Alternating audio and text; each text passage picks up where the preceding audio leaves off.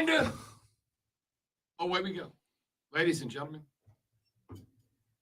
And away we go. And away we go, ladies and gentlemen, boys and girls, children of all ages. The Rob Brown Show is on your radio once again. It is. By the way, that's up and that's on. I mean, it's in program and everything. Ain't worried about it. Welcome in, folks. Happy Thursday. I told you.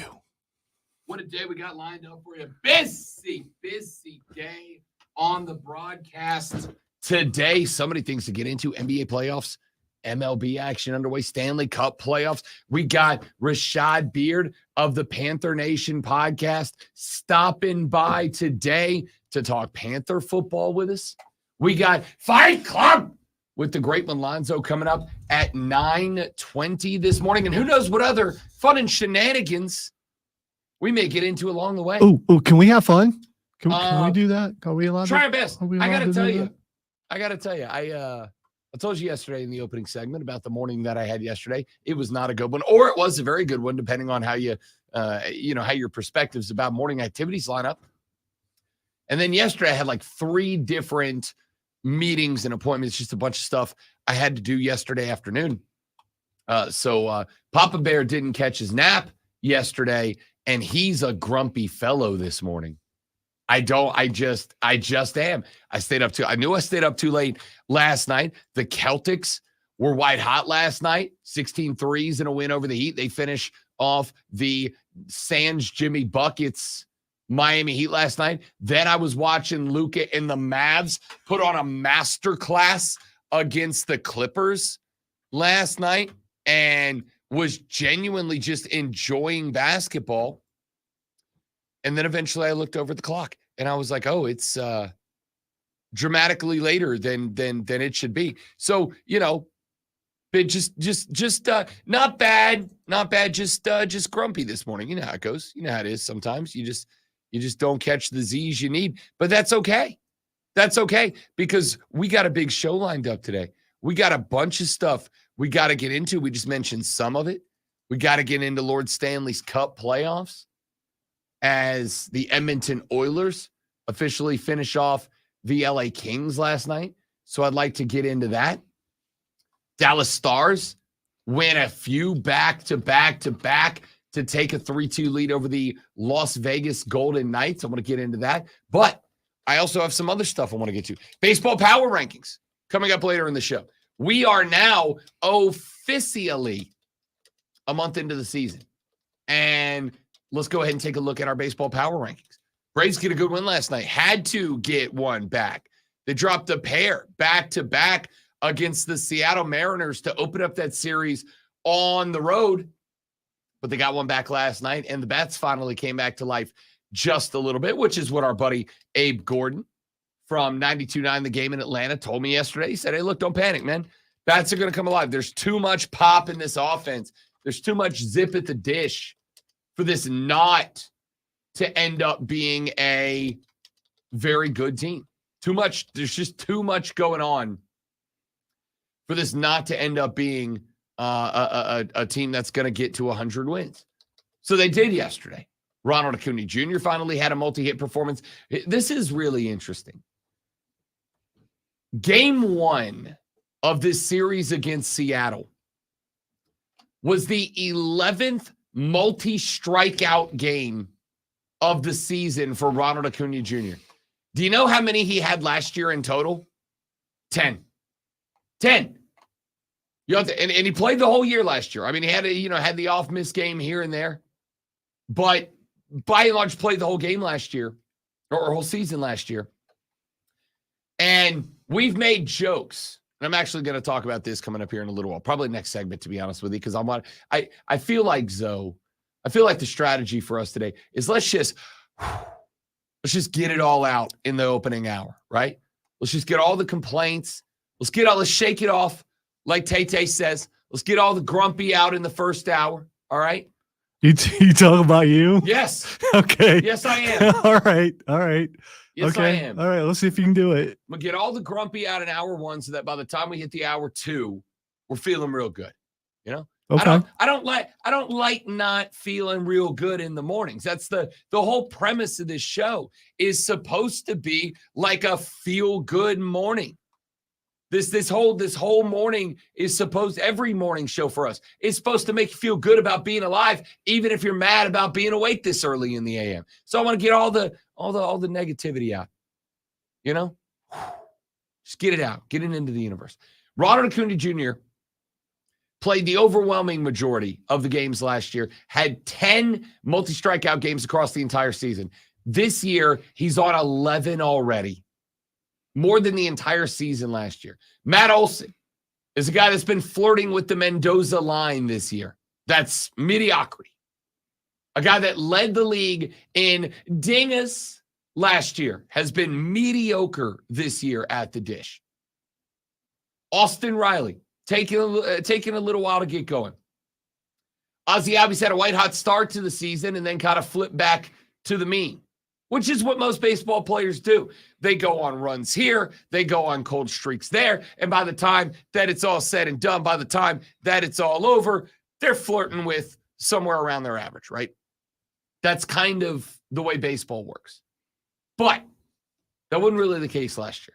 Last year, the Braves, especially the big names, Riley, Olson, Acuna Jr., etc., were almost always above average, like above average. And this year, they very much just are average. They just very much are average this year. However, they are average and yet maintain a lead in the NL East. Is there anything early that could be indicative of what this team is going to look like down the stretch? I would like to get into that later on in the show. There's a few more things I would like to get into. In the National Football League, should we, can we gauge the expectations for individual players based on fantasy football projections? Wow. For the record, the answer is yes. Wow. The answer is yes. What is fantasy football? How do you score points in fantasy football? Stats. Can you gauge it better by looking at Vegas? I don't know. I mean, I think you can do that with teams. All right. I think you can do that. Yeah, but if the team plays well, pretty good chance that those individual players are going to play well. Not necessarily. There are NFL teams that are built to win around a certain position, not because of. The Chiefs are a team that are built to win because of the quarterback position. That's not true of every team. Kyler Murray and the Cardinals have not been a team that's been built around winning around the quarterback. They haven't won at all, but they're not built around that. Poor Marvin. I don't know. What if he's the key to unlocking Kyler? Hey, I hope he is, because that means he does well, and then Kyler has stayed healthy. We are going to talk about that later on in the show, because I think that is a fantastic and very interesting look. Let's look at Kyler Murray's early fantasy projections and see what they look like compared to last year based on the addition of Marvin Harrison Jr. to the lineup. What about Russell Wilson's in Pittsburgh? Are they better? Are they higher or lower than they were during this same period of time last year going into Denver? I would like to get into that a little bit later on in the show. Dan Wetzel put up a column that I found interesting, because I realized as I read it last night that I simultaneously agree and disagree with him about something. He popped off, as a lot of people have. In fact, yesterday I was on BetMGM Tonight last night with Trista Ryan and Nick. And they said, all right, Rob Brown, we want to talk NFL draft with you, but we're going to let you set the topic. What do you want to talk about? And I said, well, I don't know how I talk about anything. Rob Brown, what do you want to talk about? What do you want to talk about? I said, I don't know how I can talk about anything other than the Michael Penix Jr. selection at 8 for Atlanta. And they said, how did we know that that's what you were going to go with? Wait, has your hatred gone nationwide? So they already knew? No, they did. Okay. Because they know now, right? They thought that I was going to go bananas on that pick like everybody else has. And I said, whoa, hang on. I'm not. I actually support that pick. I actually think that's a good pick. Now, they all know I'm a big Saints fan. I haven't held that back from them in the past. And I don't exactly keep a secret my dying hatred of the Atlanta Falcons. So it's not like it's a secret. And I think that was kind of a bit of a shock, specifically Trista, who I have openly talked smack to about Atlanta in the past. She said, you're gonna defend them. And I said, yeah. She went, why? And I went, I don't know. I just got to do it. So yesterday went national with my defense of that selection. There's a word for going the exact opposite of what everyone else is, but I'm not going to say that word. No, I think you're getting a little carried away with trying to label contrarian on people. Contrarian doesn't mean just disagrees. Contrarian means disagrees for the sake of disagreeing. Yeah, in this case, it almost seems like that. No, it doesn't. Because you're not alone on your island, but there's only a couple people there. I am not alone on my island. In fact, I have heard recently a handful more people actually coming around to my viewpoint. And yes, I am going to claim it as my viewpoint because I was there before everybody else. I was literally defending that pick minutes after that pick got made, seconds after that pick got made. So you're reprogramming people. I'd like to think I'm educating and enlightening and making people better. That's what I'm doing. Most cult leaders do. I'm out here in the streets trying to make life better for for the people. That's what I'm out here doing. No, I think that, again, it is not a contrarian standpoint. Contrarian means no matter what you say, I'm going to disagree. There's a lot of hot, popular draft takes I do agree with. Did you agree with anything that they said? I'm guessing they countered everything you did? Yes, I did. Nothing new from me got brought up last night. It was just putting it on a larger stage with a different group of people. The thing we all agreed on was that paying Kirk Cousins $100 million was kind of silly. Did Kirk Cousins ever get a contract that people didn't say that about him? No. He got the same things got said about his contract with Minnesota. And with Washington. For sure. So Yeah. Would either one of those teams win under Kirk Cousins, by the way? Exactly. What accolades did they pick up? What division championships? I'm going to maintain that I still would love to have his agent. Oh, me too. I mean, that guy or girl, whoever they are, they're really good at their job. Absolutely. And I think that was kind of really where we all ended up getting on the same page. It was a goofy move to give Kirk Cousins $100 million. Scratch that. $138 million. Unless Kirk Cousins leads the Atlanta Falcons to 3 straight NFC South championship. It's not championship, but you know what I mean. I would ultimately say that for Atlanta, yeah. But if I'm paying you $133 million for, let's be real, 3 years, because again, see, I don't care about the money. I don't. It's America. I mean, get paid what you can. Get paid what they're gonna pay. I mean, you're saying he's not getting paid what he's worth. No, I'm saying he's getting paid more than the accolades and the hardware he's going to bring back to you. Because here's the thing. That's speculation, though. You don't know. You don't care about the money, and that's fantastic. They got to care about the money because they got a salary cap they got to deal with. There is limited room to sign other people for the next 2 years. 2 years that this team, and this is what I said on the show last night, Atlanta is right now my bet to win the NFC South next year.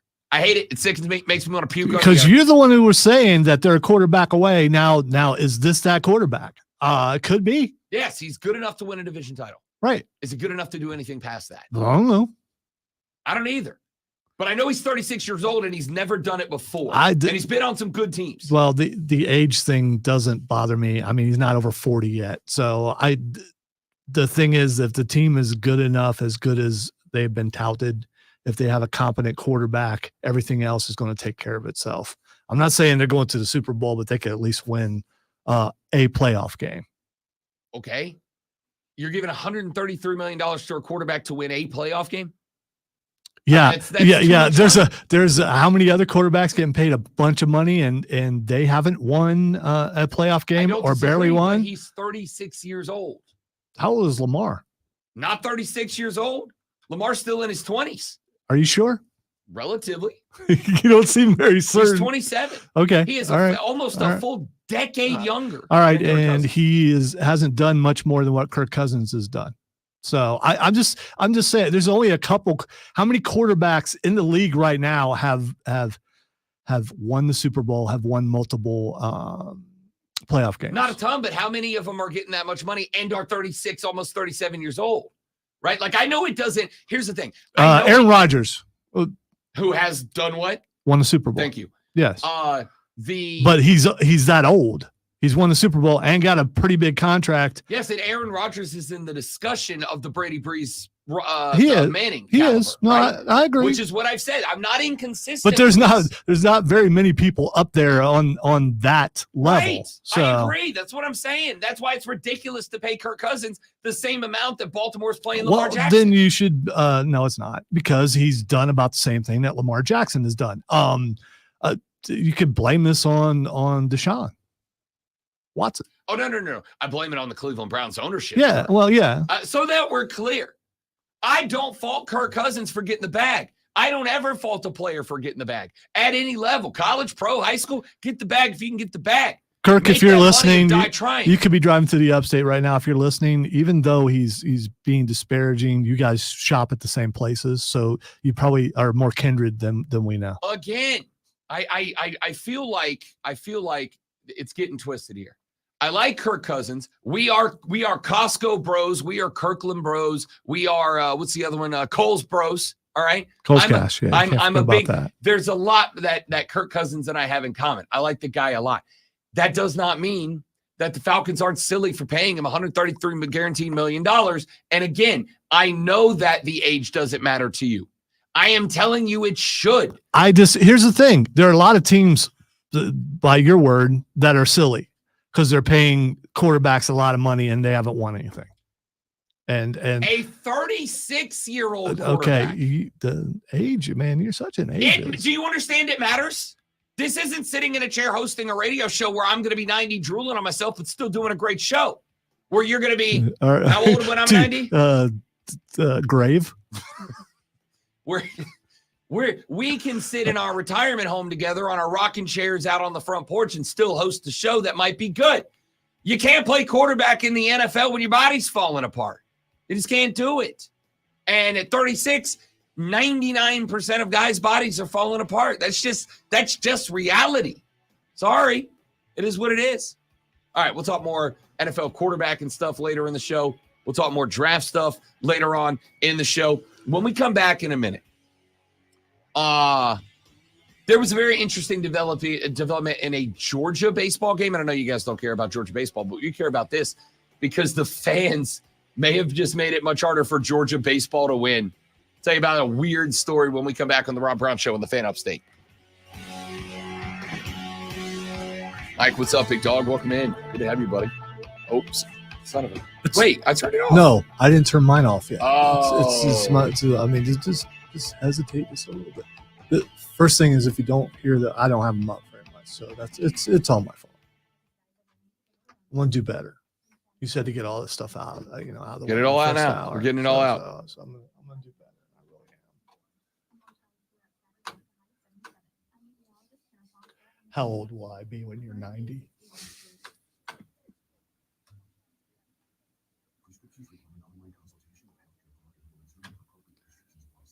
Let's see. I would be 106. You might still be around. I might. I have some long-lived relatives. I have an uncle who lived to like 112, an aunt who lived to like 108. So it's possible.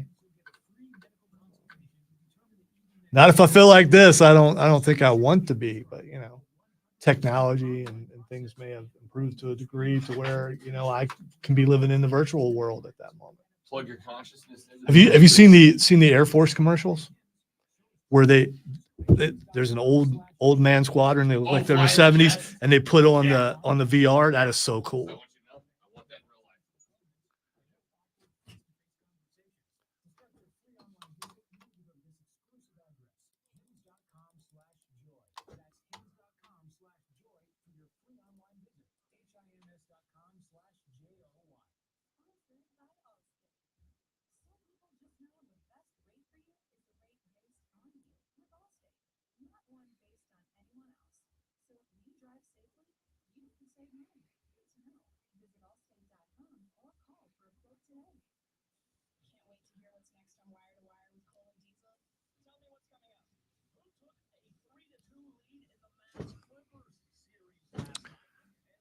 I don't know, Spur Daddy. When you say things like that, you're really, I mean, you're When you say first of things all, like you're that- being kind of mean when you say anybody with common sense. So you're implying that anyone who has a different point of view has no common sense, which you might be right about. Some of them could even be right about me. Some I of don't them, know. literally all of them last year. Literally every 36-year-old quarterback did not finish the season last year. Yeah, there's a bunch of people younger than that didn't. I understand. Yeah. But again, the okay. All right, my man Spur Daddy popped up in the chat just a minute ago. Facebook.com/thefanupstate, Twitter.com/thefanupstate, or Twitch. The Rob And Brown he Show YouTube. called everybody stupid. I'm sorry. I'm gonna stop. No. I'm You have turning to it stop. off. You have to stop. He popped up on the chat. Said anybody with common sense knows the Falcons drafted Penix because they don't trust Cousins' health to hold up. So they overpaid for a 36-year-old with a repaired Achilles that could pop again. And Lonzo took exception, saying the common sense thing is a bit insulting. And I'm going to say that Spur Daddy, if you take the anybody with common sense off, everything else he said is 100,000% correct. I think that's the point. That to me, I don't know how it's possible to feel differently than that. I don't. And I'm open to arguments, as I always am. But the guy's 36 years old. And then Lonzo said during the break, he said there's a lot of other guys out there. The point is that correct. There were 4 guys last year that were 36. I brought this up on that show last night too. 4 starters that entered week 1 that were 36 years of age or older last year. 0 of them finished the season as the starter. 2 of them had their Achilles pop, Rodgers and Cousins. 2 of them got benched, Tannehill and Wilson. Now, the only one of them that might have been performing to finish the season was Russell Wilson. And I will acknowledge to you, Russell Wilson got benched because of team, I don't know what word do we use? Politics. They didn't want to pay him. Yeah, pretty much. Yeah. Team politics. He got benched because the team didn't want to play him. They knew they were going to bump the guy. He was out of there.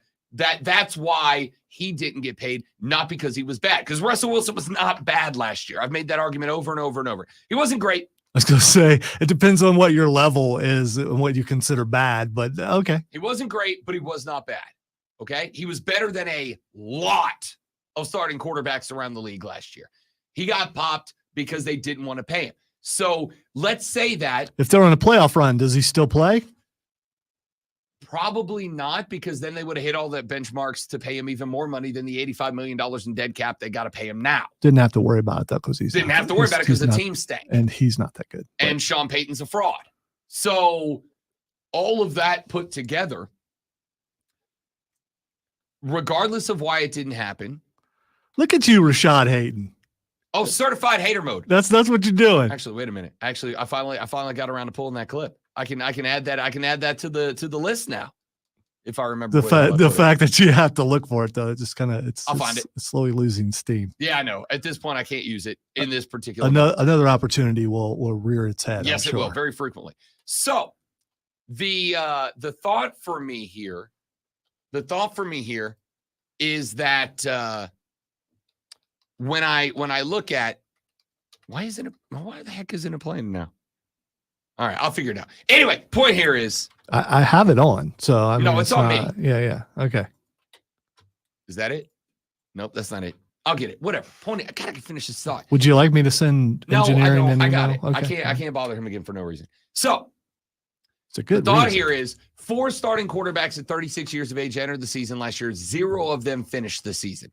1 of them did not finish the season because of the fact that there was a bunch of team politics and finances involved, and they just didn't want the guy playing, so they didn't get the guy paying. They were going to ship him out anyway. They knew that at week 10 of last year. So even if I say that it was not Russell Wilson's fault that Russell Wilson didn't finish the season, and that's all well and good, even if I'm willing to admit that, that is still 75% of guys Kirk Cousins' age didn't finish the season last year. 75%.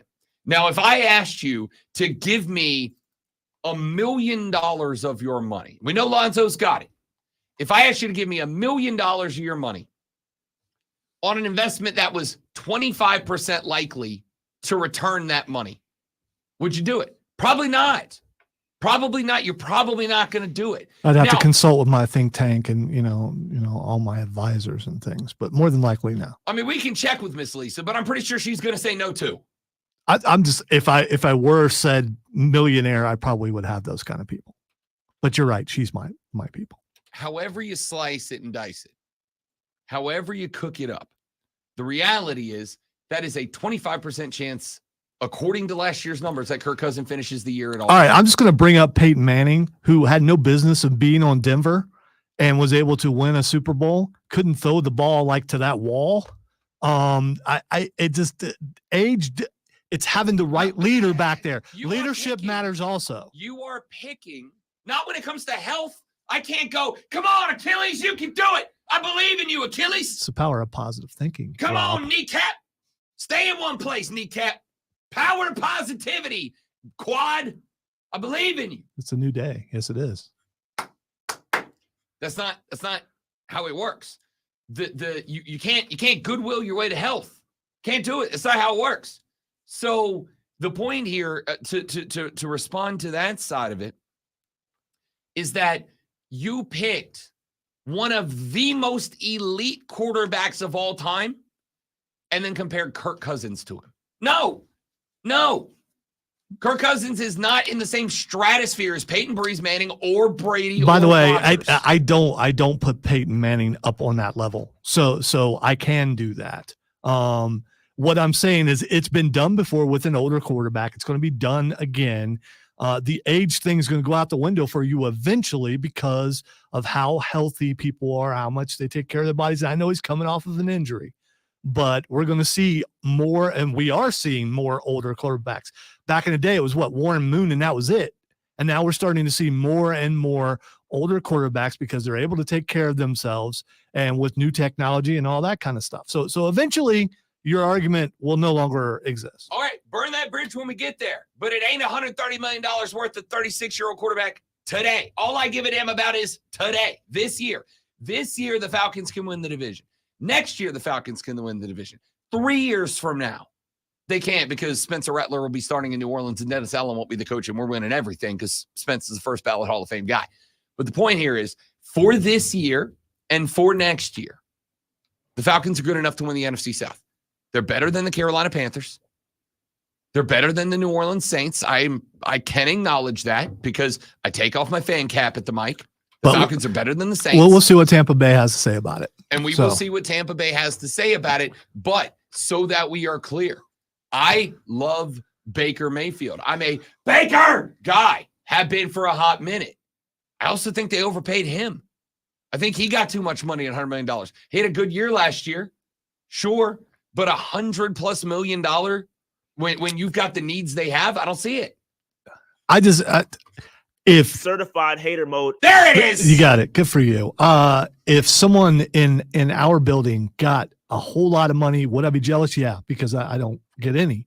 But at the same time, I'm not going to say, well, if you compare it to other DJs or other talk show hosts, and you just overpaid them. Why would they do that? Dude, if a overnight producer on our last place station was getting paid 4 times the amount that you were getting paid, you would not walk in here and go, great bag, man. Good job. Dude, everyone makes more money than me. This is not going to work. The hypothetical killer. No. This is literal and factual. That's fine. Yeah. But in a metaphorical world that we are adventuring into, like the brave crusaders we are right now, let's be real. If a 2 to 6 a.m. producer, not hybrid guy, not guy who's participating on the show, just a board monkey, was in here getting paid 5 times your salary and you didn't have a problem with that, I'd be worried about you at that point.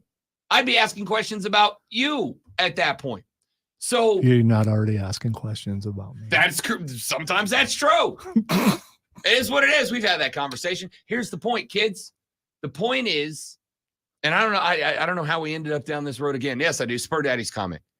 The reason they drafted Michael Penix Jr. is because, yes, the Falcons don't trust a 36-year-old, will be 37 in the course of the season next year, quarterback with a bummed Achilles already. No, the Falcons are liars, man. That's what they are. They're liars. They told Kirk Cousins, come here. We're going to do everything so we can win. And then they went out and did not get him another piece of the puzzle to help him. Instead, they went out and got the future for them. What they're saying is, we're going to pay you all this money and come in. You're our guy. You're our guy. Oh, look, there's another guy. We're going to bring him in. We're not going to get a receiver for you. We're not going to get another piece for the defense. The Falcons are liars. That's what they are. What if I told you that you could throw stuff at winning now while simultaneously giving a damn about your franchise in the future? We have this mentality that you have to pick one. The one thing that drives me most crazy about this country is we are a polar country. You are either A or you are B. There is no middle ground. There's no gray area. There's no nuance. You're either A or B. You're either concerned about winning now or concerned about winning in the future, but you can't be both. What if I told you that the reason, and again, I've said this over and over, the reason Kirk Cousins' contract is structured the way it is so that they can win now, but they also know he's not going to be Peyton Manning when he's 40. Okay, Tom Brady when he's 40, Drew Brees when he's 40. And so getting Michael Penix now when they don't have a first-round pick next year, probably, maybe, is setting them up for the future. You can do both. You should do both. You should invest for the now and for the future. That's smart investments. They made a smart investment by getting ready for 2026 while they prepare to win in 2024. Did the tectonic plates and all that stuff shift? We're now a polar country. I mean, I just polarized. Yeah, that's probably maybe a little. One of us, maybe both of us. Back after this on the Rob Brown Show with the Fan Upstate. By the way, Spur Daddy, I didn't think you were calling me stupid, but I did get your comment on the air. You're welcome.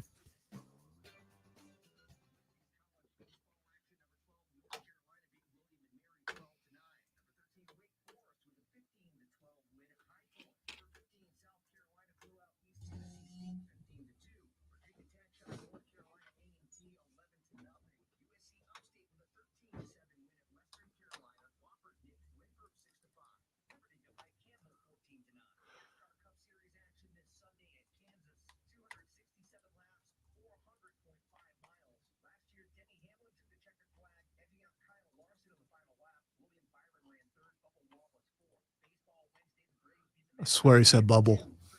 Bubble Wallace. I'm pretty sure he said bubble. Daggum bubble. Bubble Wallace going to win it all. I don't think that thing is working that Tim, I just did it so he'd leave me alone.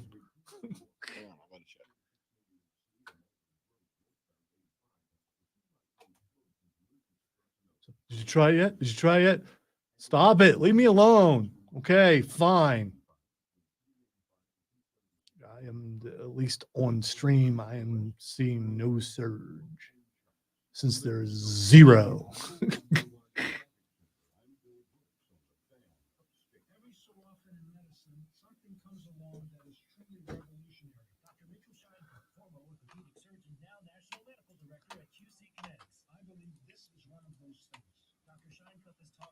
I don't think it even does what he's. It does, but it didn't do it on that for some reason. That's the thing. I didn't think it worked, and I don't see how it would work. I think you have to do it somewhere else. It just gets so when you. Well, I did it. You're doing the same thing I did. No, I understand. When you did it pop up like a list of? No. See, that's why I did. I typed everyone. And it popped up a selection, and one of them was all followers or everyone something else. I may not. I think I lost. I asked to be taken off admin. That's why. And the thing is, then why am I still able to switch and post on it? If maybe I'm just an editor and not an admin.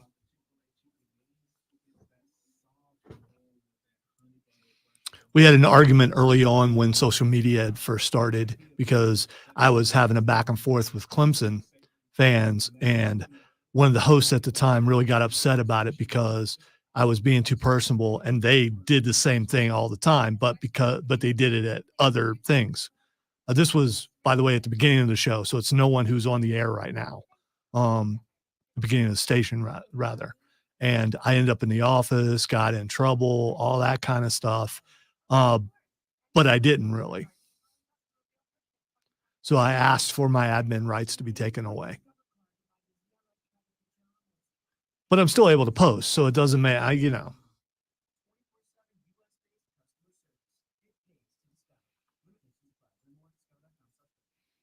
And if anyone's listening who's a Clemson fan and wonders why I come at Clemson so much, it's because of stuff like that. I also got in trouble one time on another station when I was asked to say something controversial, and I said Clemson sucks, and then I ended up in the office. Because that particular host was a Clemson fan, and she tried to get me fired over saying it. So, I mean, those type things will make you not like it. Fans of a place.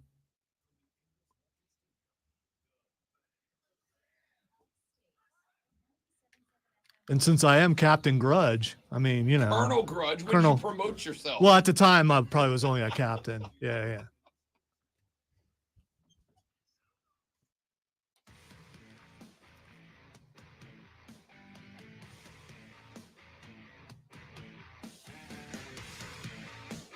Listen.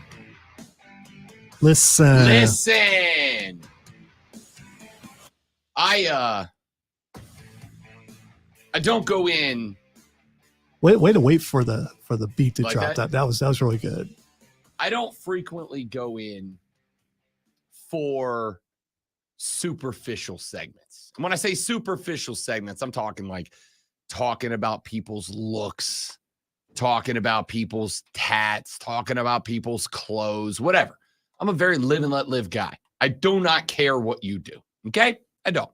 I try to judge you by your character, not your appearance. Unless you don't bathe, then there's a problem. But maybe that's I read an article the other day that said scientists say, and even I had my senses challenged for a minute. Scientists say that once a day showering is performative. It does nothing for your health and cleanliness. I'm like, you don't work with the people I work with, scientists. It definitely does something for your smell. Yeah. I mean, Why don't you come to the petri dish that is most of the people I'm around on a regular basis? See how you change your opinion. It doesn't mean me. I shower daily. So it's here's who I am talking about. LaMelo Ball. Have you seen this? Have you seen what I'm about to talk about? I have not. Oh, good. Oh, goody, goody, good. Ladies and gentlemen, I like for you to come to the stream. If you haven't seen this yet, you must come to the stream. Like now. You need to come to the stream right now. Facebook.com/TheFanUpstate, Twitter.com/TheFanUpstate, The Fan Upstate on YouTube, The Rob Brown Show on YouTube or on Twitch. I need you to come to the stream right now because I am about to share something that not only do I think are you going to want to see, but I think that you are going to want to see the look on the face of the great one when he sees this thing. Now, let me set it up. I'm a tattoo guy. I've only got a couple, but I'm currently in the process of planning out number 3. And once I get 3, I know the itch is going to kick. Then 4 is coming down the pipe. Tramp stamp? Yeah, it's going to say Carpe Diem right across the top. There you go. Yeah. No.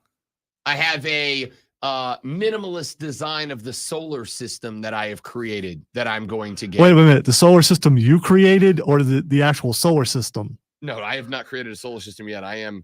Commas are important. Quite powerful, but not that good. Not yet. It is a goal. That. Okay. Just a little minimalist. All right. Design with of the those solar system. With those colors? Mostly. That's pretty much something that people go, what the heck is that? No, they won't. Yes, they will. No, they won't. They absolutely will. It Well, just went smaller anyway.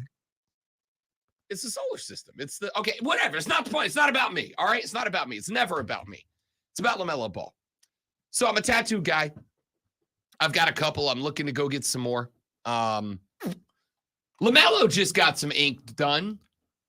Oh, actually, I've seen what he did. Okay. Yeah, but I didn't see a close up. Okay. Well, I thought we were gonna see him being stinky, but okay. LaMelo went and got some ink done. Of course, LaMelo Ball, when he's healthy, very good player. Unfortunately, I got more confidence in Kirk Cousins' Achilles than I do LaMelo Ball's ankles at this point. They're just always broke. And not because he's playing a bunch of good point guards. He just constantly gets hurt. Yeah. So LaMelo Ball decided to go get some new ink. Now, again, I don't care if you're tatted up top to bottom. I was a Chris Birdman Anderson fan back in the day. I loved the Birdman. And not just about the tats, but the hair. The hair was wild. Birdman was a freak show, and I loved him. Spent some time. In fact, I think I saw him 3 times in person because I liked watching Birdman play. He was just a mauler. So I'm good with tats. But like sometimes people get bad tattoos. And if you have not yet seen it, I am about to share on our stream at facebook.com/thefanupstate, twitter.com/thefanupstate, the Fan Upstate on YouTube, the Rob Brown Show on YouTube and Twitch. I am about to show you all the picture of the ink that LaMelo Ball just got done. And suffice to say, I am comfortable in saying, Lonzo, it's objectively bad. Okay? It is, ladies and gentlemen, one of, and I say this with all due respect, the worst things I've ever seen. Okay. Can you explain to me why it's bad? Oh, sure.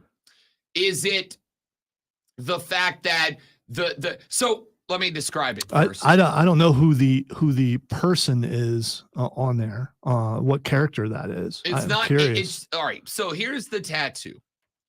Across LaMelo's shoulders, extending from his traps and his shoulder blade on one side to the other, is the word rare. And very like Razor Ramon drippy blood style writing.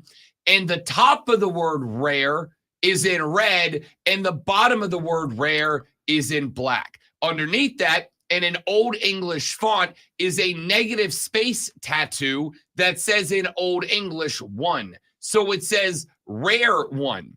Underneath that is hooded generic gray alien wearing a black cloak with a dark black number 1 etched into his, I don't know how else to describe it, wrinkly, veiny forehead with the big bug eyes, whatever. And then all around it is a black as night. I'm talking like a printing company's worth of ink. Very dark black, planet, Martian, foreign, interstellar planet surface with like a space theme all around it. So now, are you offended by the alien? I mean, no. Offended's not the word. Okay, because you also understand that his skin is darker and only certain colors are going to work and going to show out. Dude, it's a bad tattoo. I just noticed the alien on the neck. Man, this is some excellent work. It is an excellent execution of an objectively awful tattoo. It's awful. I guess because I don't have tattoos, I don't understand. I think the stream is also acting like that it's not that bad. I just think you're offended by the aliens. I think that's what it is. Why no. Because the art looks fine. The art, it is excellent execution. It is. The alien is very well done. The line work is exceptional. The shading is done. The gradient work. And again, the fact that the spaceship is on the neck at the top. In fact, I can, for those of you that are on the stream, I'll even zoom out a little bit so you can see it. It's just an ugly tattoo. I don't know what else there is to it. And it's one of these things that I'm like, Dude, why? Why? Are you sure the message doesn't bother you? The fact that he's saying one of one, which we all are. We all are one of one. It says rare one with an alien with a black one on his forehead. No. At the bottom, it says one of one. It does. You're right. Yeah. I didn't even see that. Yeah. At the bottom, it says one of one. First off, aren't you one of three? Aren't there three of y'all? No, There's three of y'all. there's only one of you. Like there's only one of me. It's literal, but it's the absolute truth. This tattoo is objectively ugly. Objectively. It's not, to me, it's not even subjective. It is an objectively ugly tattoo. James says LaMelo will be in street clothes the majority of the season, so it won't be seen that much. Actually, he's got a better shot of, well, anyway. I don't, oh man, it's bad. And like I said, now I'm curious. How much of that do you actually see when he's wearing the basketball jersey? I mean, Did he take that into account, and does it say something different when you put the jersey on? What's it going to say? It's going to say R on his left shoulder and E on his right. And by the way, earlier someone, I think it was James or someone earlier in the comments thought it said Dare. So did I. And I was thinking, It is very similar to the old Dare logo. Yeah, that's what sure. I didn't notice the parts that turned to black or at the bottom of the letters. Yeah. But yeah. So it fades down from red into black in the words that say rare in what is, yes, it is. It confused me when I first saw it as well. The old Dare font. Texter just said, it looks like it says Dade 1. It kind of does. He might be from Dade County. I don't know. The other thing is, to me, tattoos they're art. They're absolutely art put on a live canvas. And so it's going to be very subjective according to what you view as art. And I kind of like it. And see, that bothers you. And it does, because it's an ugly ass tattoo. Well, again, if you're going to do it in a way that stands out. And that's what he's done. I'll say, look, and again, if you're not watching the stream, we're showing the picture on the stream right now. If you haven't seen it, you're welcome to come to the stream and check it out. Dude, this is here's the thing. I would read that comic book. That's all I'm saying.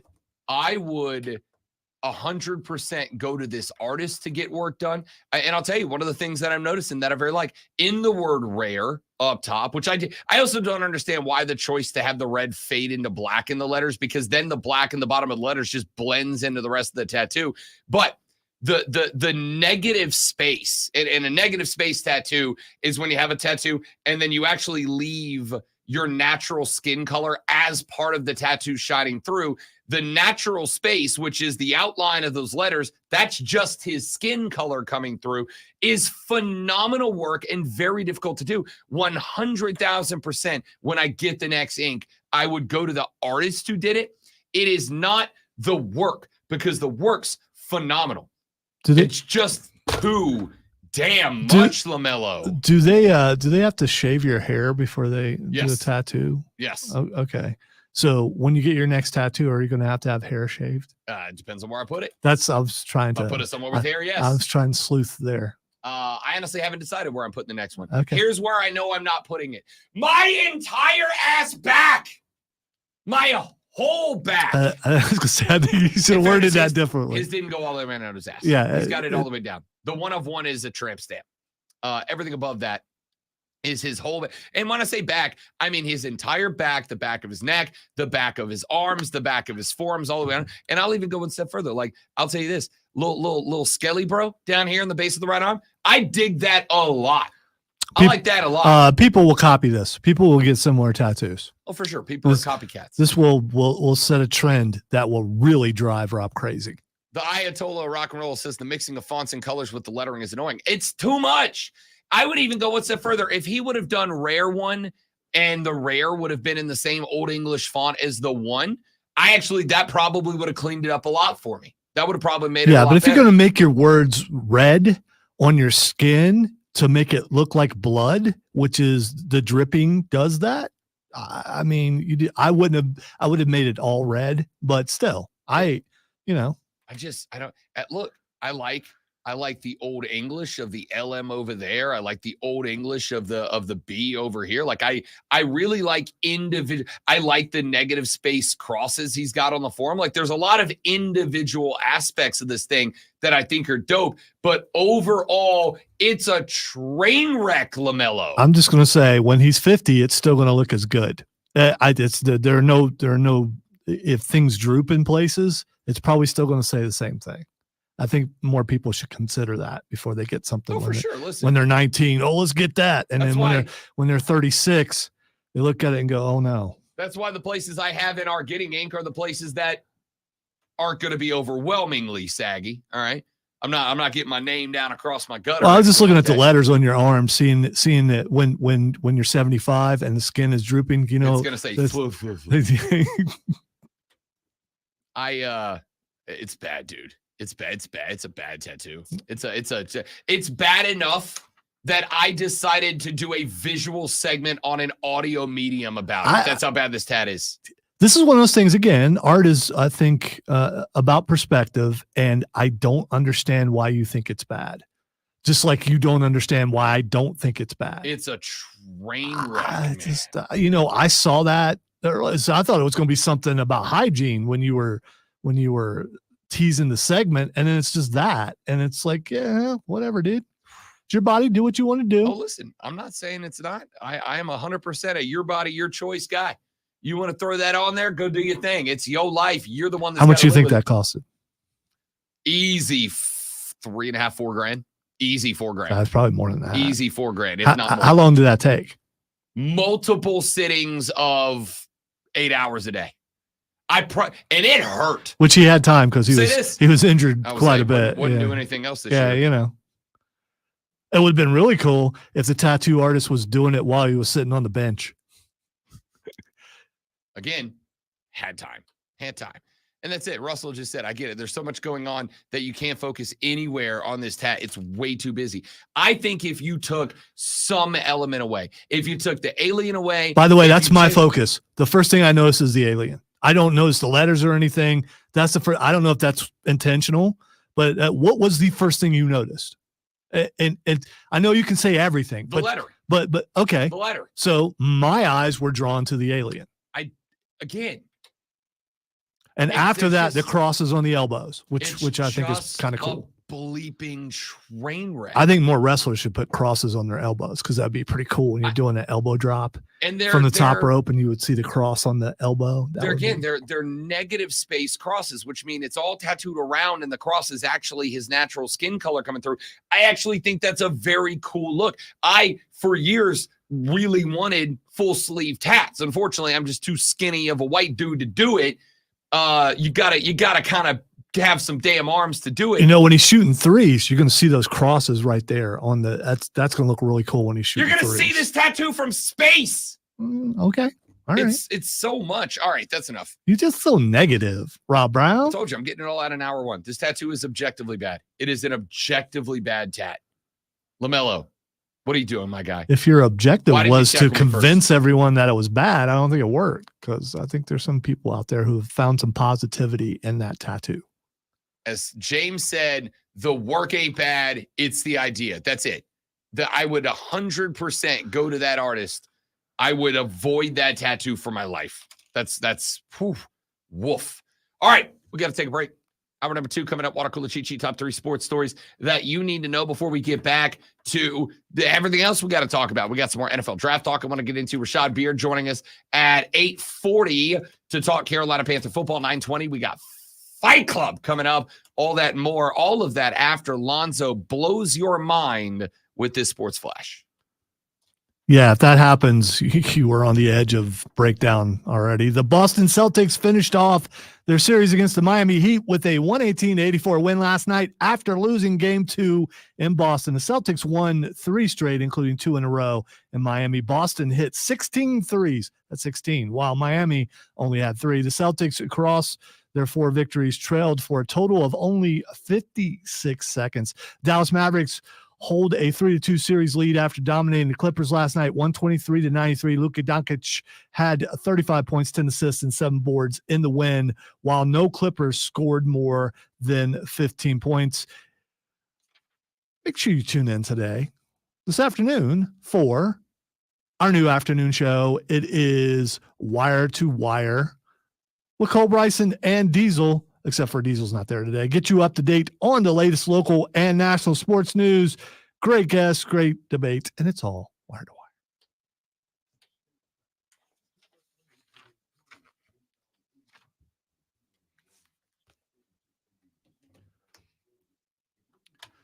Here's a tip, kids. Don't look away when you're reading, because then when you look back, you might not remember where you are. I think I'd have that memorized by now.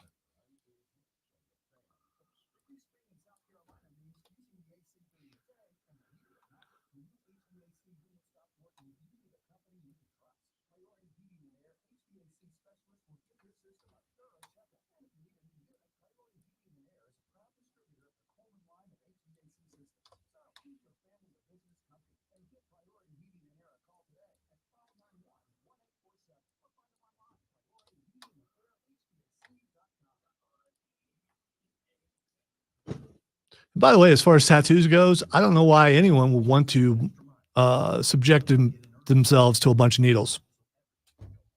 Call me a wimp. I don't care. I just, is it a proof of manhood? I don't know what it is. Is it, I like pain? I don't know.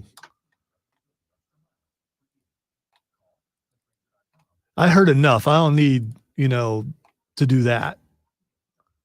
And plus, how many people go, oh, that was a great idea at the time, and then later on they're trying to cover it up and things like that.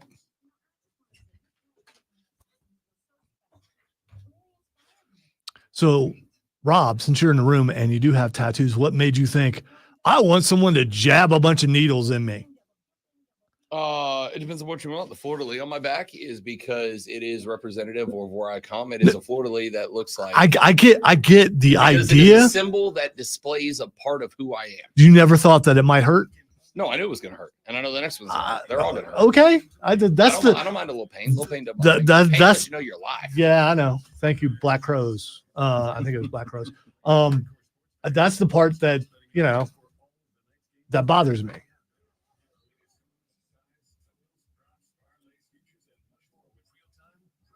Pain lets you know you're alive.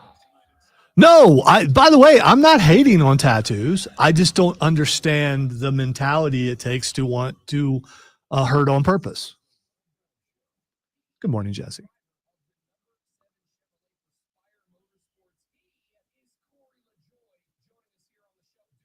No pain, no gain.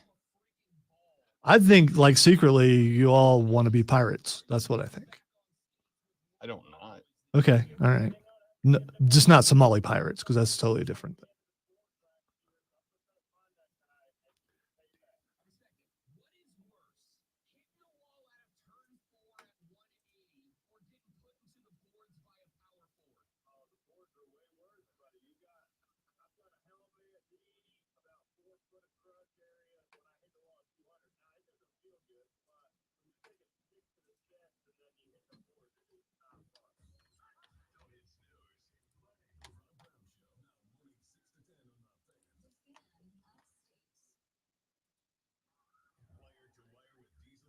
The sad part is the whole time you were in the beginning, you're talking about it's just pretty fly for a white guy was just in my head because he's getting a tattoo, he's getting ink done.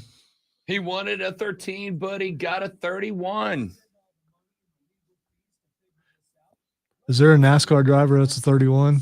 I mean, probably could have got, but that's like the opposite culture of what he was going for in the song. So, I mean, talk about that. Justin Haley drives the 31 car. There you go. Might be a Haley guy.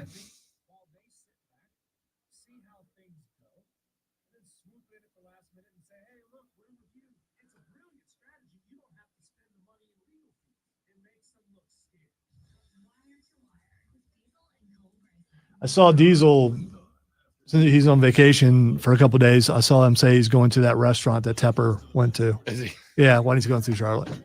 We never actually talked about that, did we? Yeah, we did. With Rashad. Oh, that's right, we did.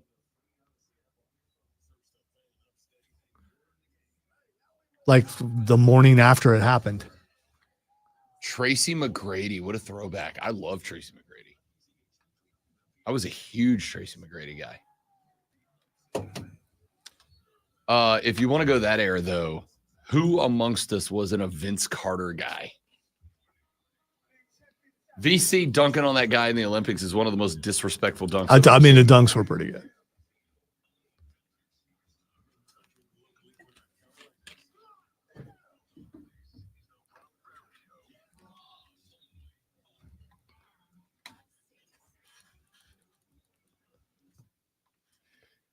And off we go into hour number 2, ladies and gentlemen. Welcome back. The Money Hour of the Rob Brown Radio program starts right now. Rob the Great Lonzo with you. You want to be a part of the show? 844-326-3663, 844-FANFONE. That is the number to the renewal by Anderson of the Carolinas fan phone. Text us 71307. Start your text with FAN, F-A-N, FAN, F-A-N. We will read them on the air. You can shoot me a tweet at The Rob Brown Show. You can shoot Zoe a tweet at Lonzo on Word. You can get to everybody up in here at The Fan Upstate on Twitter. If you want to go in that direction, you are welcome to do it. All of those are viable options to get in touch with the radio broadcast today. But, my friends, it's 7:01 in the AM portion of the day. You were less than an hour away from showing up to the office, from logging into that computer, from leaning back in that chair. Because, you know, as soon as you open up Microsoft Outlook, you're going to get hit with like 11 emails from people that need things. And all of those things they need require you to do things. And you don't want to do those things. I know, but you got to. It's work. It's a job. It's how it works. So I want you to do one of those things. Just get one of those things done, and then it's break time. Walk down the hall, find your favorite coworker that you love to talk sports with. Maybe it's Dan down in shipping and receiving.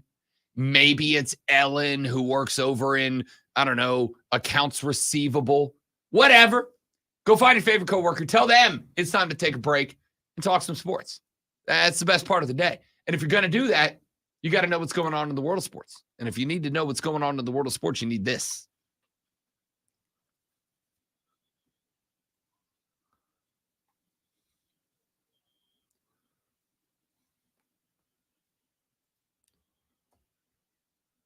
Girl.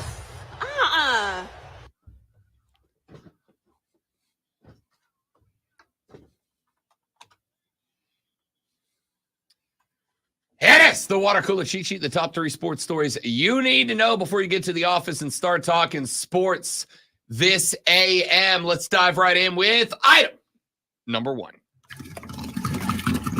The NBA playoffs roll on. Just a couple of games last night. One of them, round 1, game 5 over in the East. The Miami Celtics finally put away the Miami Heat. Did I say the Miami Celtics?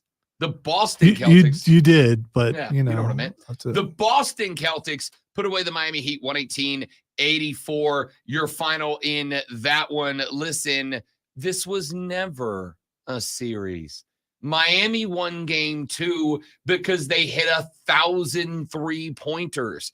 As Mario and I talked about, as I talked about multiple times, that's not sustainable. You can do that once. Heck, maybe you'll do it twice in a series. But realistically speaking, that's not a sustainable offense. You can't do that. And Miami couldn't do it again. In fact, in this most recent game, they shot 29 3-pointers. They made 3 of them. Yeah, 9 points on threes. Not going to get it done. The reality is this. I got so tired of hearing Heat culture. Listen, the Heat culture is 2 people. It's a very good coach in Eric Spoelstra, and it's playoff Jimmy Butler. That's it. Do they not have any inside game at all? So the 3-pointers is the only thing they can do? Bam had 23 on 10 of 26 from the floor, 1 of 3, 2 from the stripe, and ended up with a colossal 5 rebounds on the night. Is it coaching when we'll say once you get into like 17, 18 misses, where you pull them aside and go, okay, guys, stop with the 3. And It's sometimes just, you're off. It's just not happening tonight. Just stop doing that. Sometimes Or you're is it the off. mentality? Just keep going until it finally starts dropping. Yeah, no, listen, the basketball mentality is, as Michael Scott once said, as Wayne Gretzky once said, you miss 100% of the shots you don't take. Like you just got to keep firing. It's a major part of your game, and you hope the lid comes off at some point. Confidence matters. There's an old phrase in basketball. Sometimes you just got to see one go through, right? Like sometimes you just got to pop a shot, and then all of a sudden that confidence comes back. Because when you have a lack of confidence in your shot, what happens is you start to tinker with your shot, but you start to tinker with your shot in real time. Well, when you spend years and years and years getting your three-point shot down, and you're good at it, you're NBA caliber at it, and then all of a sudden in a game you miss a couple and you change one thing. Well, maybe I'm not flicking the wrist hard enough. Maybe I'm leaning too far forward or too far back. Maybe my jump is just off center, whatever the case might be, and you change that. You change your shot. You change what you've been doing for years. I get what you're saying, but at the same time, I think the better players know, okay, this shot ain't dropping for me tonight. Let me try something else. Not the same shot. Let me move in a little bit closer. Maybe I'm just off by a couple inches and I can work my way back, but my team needs me to actually sink some baskets. I mean, when you get to a certain level in any career field, when you get to a certain level, you've got to rely on dancing with who brought you. You've got to rely on, this is why I'm here. I am here because X. And in the case of, let's say, Tyler Hero, who went 1 of 8 from the arc last night, Caleb Martin, who went 1 of 5 from the arc last night, you're at that dance because you're a shooter, and shooters shoot. And having confidence in your shot, even when it's not going well, is something that when I was coaching young players, look, if you're a three-point shooter and I know you're a three-point shooter and I know you've got a three-point shot and I know you're a good three-point shot, if you go into a game and you start out 0 for 7, hell no, keep shooting. Keep shooting. I want you to keep shooting because at some point, what got you here, what made you a good three-point shooter is going to shine through. Every athlete goes through something. It's like Ronald Acuna Jr. at the dish for the Braves this year. Last year, he had 10 multi-strikeout games. This year, he's already 11. Do you want me to change anything about what the reigning defending NL MVP did? Not a damn thing, dude. Here's the thing. When there is no tomorrow, and there wasn't one, right? Nope. Elimination. Right. So if there is no tomorrow, you got to go with something else. If you finally figure out this ain't working, we're going home. Let me try something else. The problem with that and what you had with the Celtics last night is that they were also scoring every time down. And so if you get to a point where you're trading 2-2-2-2-2-2-2, you never gain a lead. You're not netting a positive. By the way, I get that, but basketball, like any sport, it's about momentum. You start sinking some points, then at least you start getting some confidence back. Even though you're really not chipping away, but you're still putting some points up, which in your mind you're going, okay, I can sink some buckets. I get it, but no, I'm a shooter shoot kind of guy. You let shooters shoot. Miami tried to do that last night. 29 threes lifted, just 3 made. That is 10% from the arc. And of course, the other thing that happens when you're so reliant on the 3-point shot is you don't go to the stripe as many times either. Only 10 free throws shot last night. Not that it would have mattered. They would have needed like 30 more free throws for that to be a contributing factor, but that is just the reality. See, they just showed Steph on I'm seeing Steph on the commercial. You know what he does? He makes other shots other than 3-pointers. Sure, but Tyler Hero ain't Steph Curry. I mean, he's got a shot. It's a 3. It's a defended contested 3, and you go make it. It's not making. I still got to have you do your thing. All right, over in the other game, 123-93 winners. The Dallas Mavericks absolutely clobber the LA Clippers.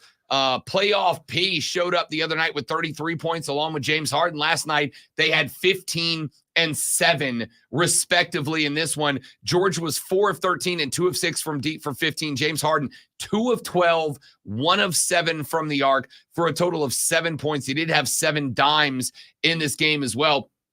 But it was once again the Luka Doncic show. 14 of 26, 2 of 8 from deep, 5 from the stripe, had 10 assists, 7 boards, and 35 points overall as the Mavs roll the Clippers by 30 points in this one. Dallas takes a 3-2 series lead. This will head back to LA for a game 6. And, my prediction was Dallas in 6. I think I'm pretty good. I think I'm in a good spot. Hey, listen, I'm absolutely concerned playoff P shows back up in LA, because if they, next one's in Dallas. I apologize. I got it backwards. This one's Dallas. If Dallas wins game 6 at home, if the Clips can't go on the road and get it done, then last night's 30-point L would have been the last Clippers game in that stadium, because they're moving. They got a new spot. They don't have to share the house with the Lake Show anymore. Yeesh. Not a great one.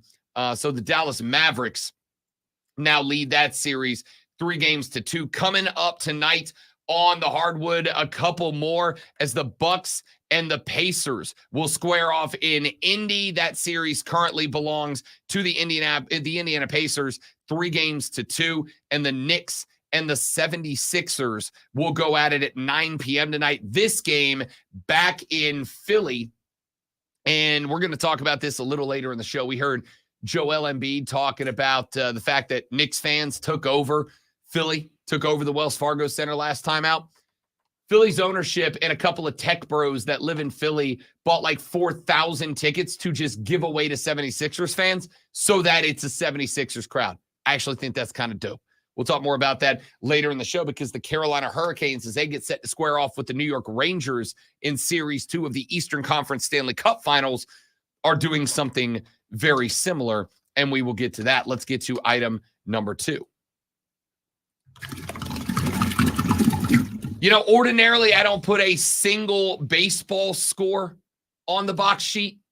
Ordinarily, there's got to be something special that is accomplished, but I think this is an important one, because we talked yesterday on the show about the Atlanta Braves. We talked yesterday on the show about this team taking 2 out of the 3 against Cleveland, taking 2 out of the 3 against Texas, sweeping the Astros, but they dropped the first 2 on the road at Seattle. And I think a couple of Braves fans were starting to get a little antsy because the bats went cold. Well, it was not a slugfest for Atlanta last night. They had 6 hits scattered across the 9 frames, but Ronald Acuna Jr. got back into the fold. 5 at-bats, did have 3 Ks, but he did have 2 hits, an RBI, and 2 runs scored. Austin Riley had 2 hits and a couple of RBIs with no strikeouts. Matt Olson got a hit and an RBI. We talked about this with the 3-point shots a minute ago. Sometimes you just got to keep hacking, man. You just got to keep shooting. You just got to keep swinging. You just got to keep doing your thing until your thing works again. Yesterday, the Braves did that. Ronnie got to the dish, got a couple of hits and an RBI. It's your thing. Do what you want to do. Do what you want to do. Austin Riley got a ribby. Matt Olson got a ribby. Bottom half of the lineup was bad. Adam Duvall struck out twice, 0 for 4. Michael Harris II, 0 for 4. Orlando Arcia was 0 for 4. Chadwick Trump was 0 for 4. Bottom half of the lineup was not good. And the only way the Braves are going to succeed long-term is everything that we have talked about in the past. They have got to get production 1 through 9.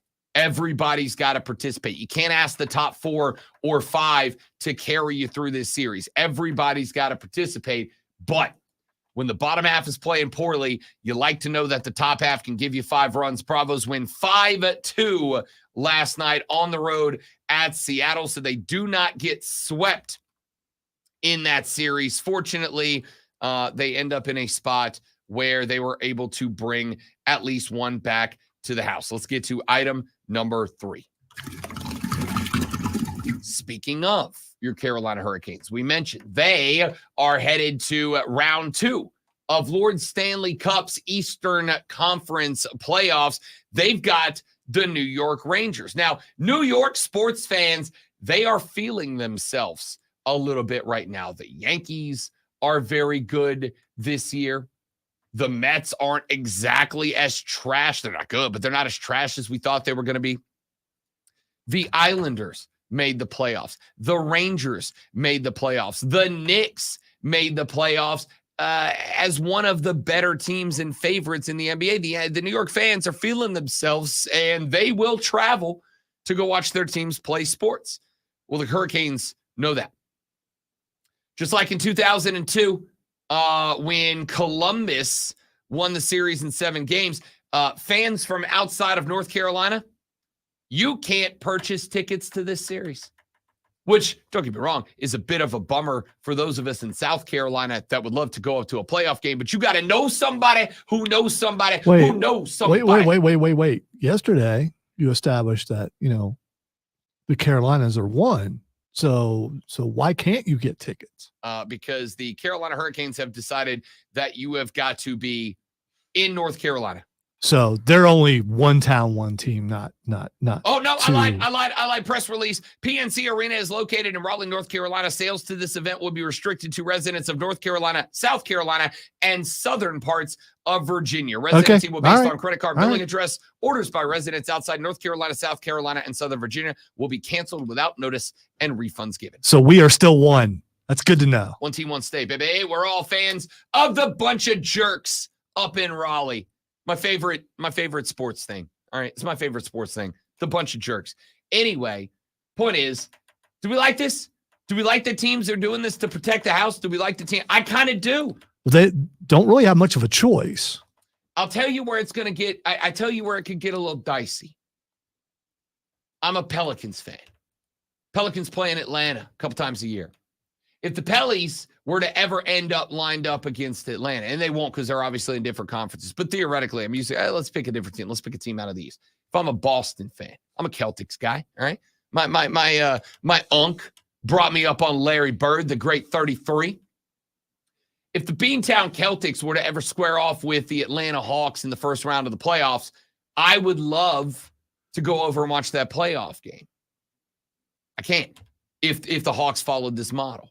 If I was I don't know, pick me another team that's within driving distance, a Braves fan.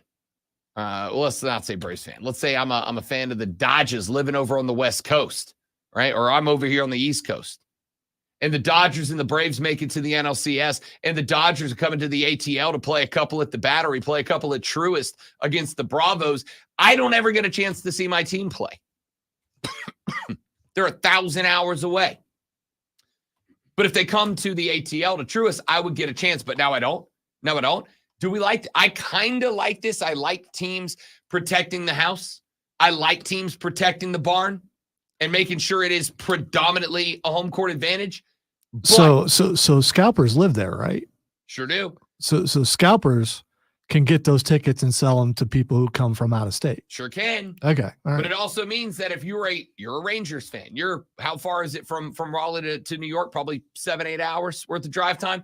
You pop in the car, you drive down to Raleigh expecting to go see your Rangers. You show up and scalpers are hitting you for tickets outside the stadium for $350 because they all got snapped up by North Carolina fans. Now all of a sudden, I can't drive 9 hours to go to a game I don't have a ticket for, right? It's a bummer for you. That's a very Rob Brown thing to do, though. Drive somewhere and think that you're going to get a ticket. Worst case scenario, what am I going to do? I'm going to find a great bar by the stadium. I'm going to drink, and I'm going to party after a dub, right?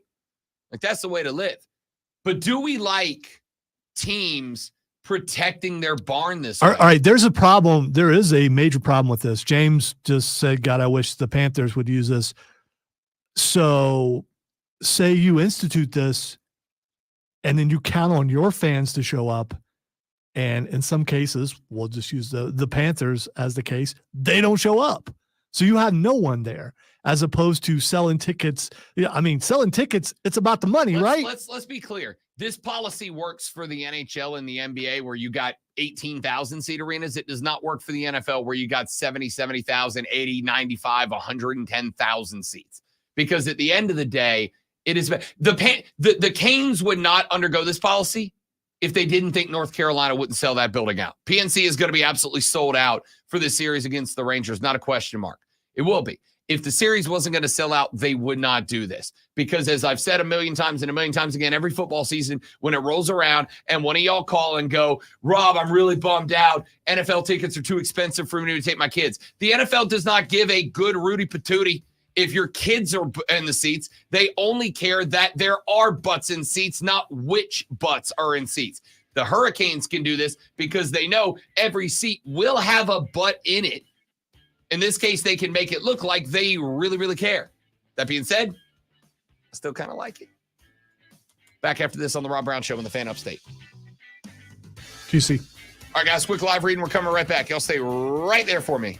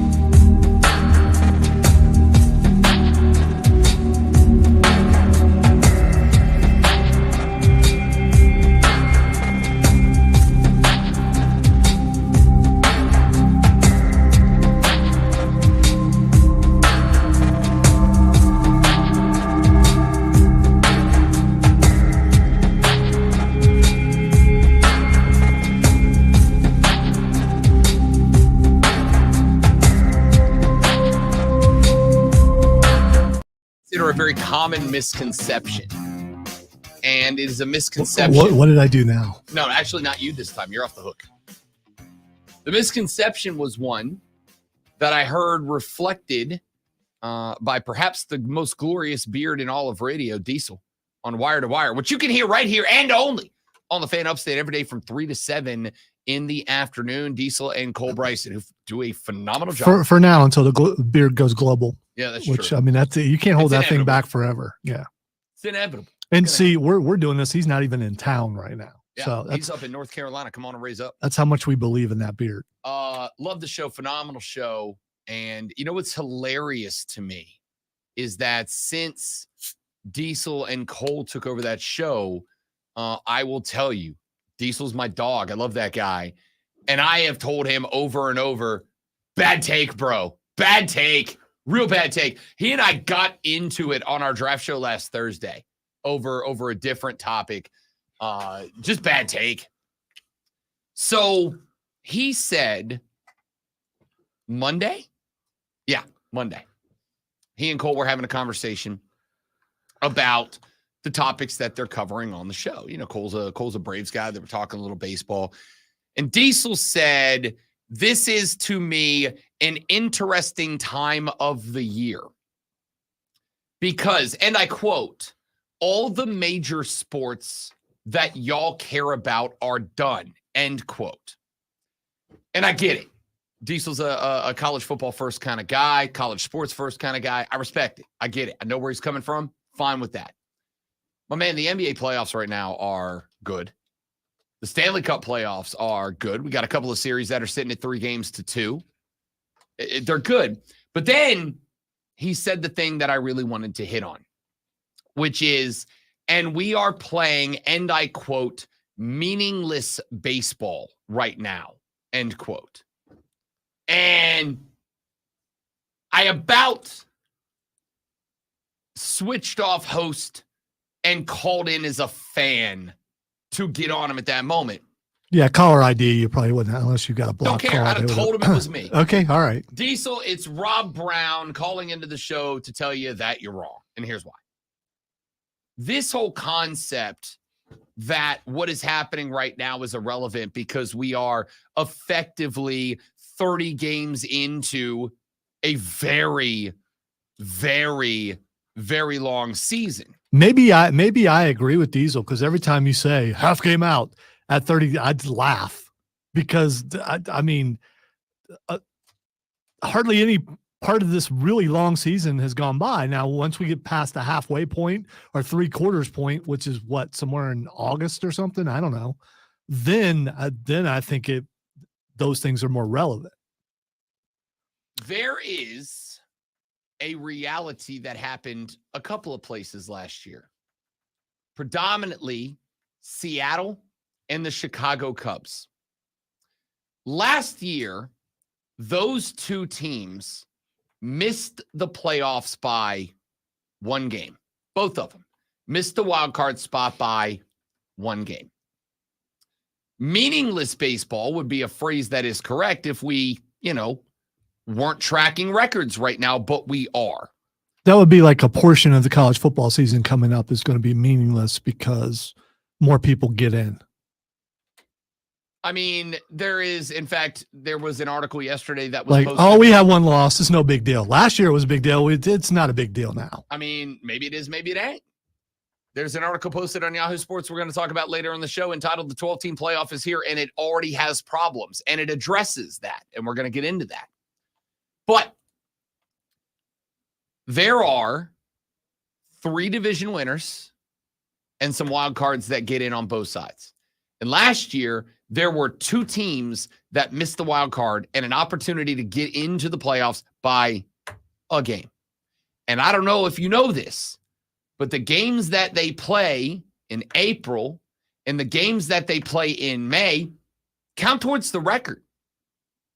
And there are a lot of frustrating games where a team does something dumb or they have a bad day or superstar X is out because he's, got a bruise on his pinky toe or whatever that they got and they don't have his bat in the lineup and they lose 3-2 or 5-4 or whatever.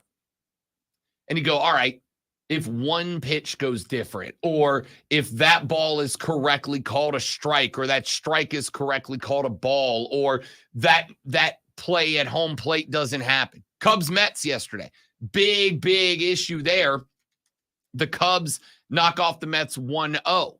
And there was a bit of a controversy because the Cubs threw a runner out at home plate, and the Mets argued that the catcher was blocking the plate, which he wasn't until the ball was almost there and he stepped in front of the ball. But when he stepped in front of the ball, he was blocking the plate before the ball arrived. And so there was some controversy around that rule, that blocking the plate rule that's gone into place. If the Cubs miss the playoffs again by a game, or let's say the Mets miss, they're not going to. They're going to miss by a lot of games. But let's say the Mets miss playoff by a game. Mets, again, playing surprisingly decent baseball right now. It ain't good, but it's dramatically better than we thought it was going to be. They are 500. You know who's not 500? The Padres aren't 500. The Cardinals aren't 500. The Diamondbacks aren't 500. The Rays aren't 500. The Astros, the Pirates, all expected to have good years. None of them are 500. The Mets are. So if the Mets miss the game or miss the playoffs by a single game this year, which very likely could happen, they can look back at May 1st and go, if that call gets overturned and we win that game, we are in the playoffs. This is why I get so frustrated when people just write off the first couple of months of baseball season as meaningless. It's not meaningless. Last year's Cubs team made a move at the trade deadline to bring in a cat by the name of Jeimer Candelario. Now, on my other show, Bet for the Cycle, which airs from noon to 4 on the BetQL network and fine Odyssey stations everywhere. You can listen to it by checking out the BetQL app on your phone or the Odyssey app and searching BetQL. When they picked that guy up, I said on that show, Jeimer Candelario was going to be the most important free agent acquisition of this deadline. And I was spot on. Candelario came into Chicago, came into Wrigley, was a heater with the baseball bat, and the Cubs went on an absolute tear in the second half of the season. And I believe they had, down the stretch, as much momentum as, say, the Philadelphia Phillies did. The team that got in ahead of them by a game.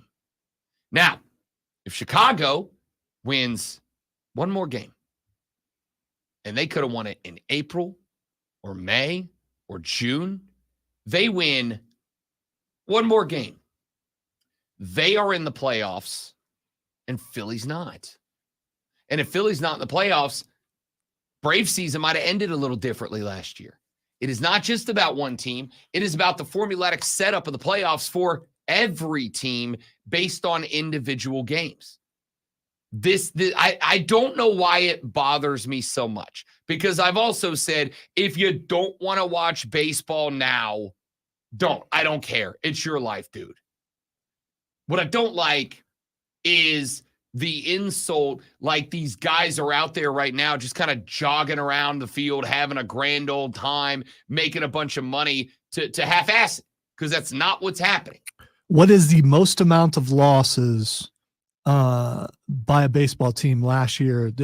Who lost the most and made it into the playoffs? Who lost the most and made it into the playoffs last year? Let me go pull up our I don't remember the records off the top of my head, but let me go pull up last year's postseason, and I'll let you know. It's likely going to have been, if I had to guess, I'm just curious about amount of games, and since you're a numbers guy, what percentage of the season was that, and can you compare it to losses from other sports where one or two losses? What's the percentage of that? Last year, the Twins got in with 87 wins, winning the AL Central. How many losses? 75. So 75 losses.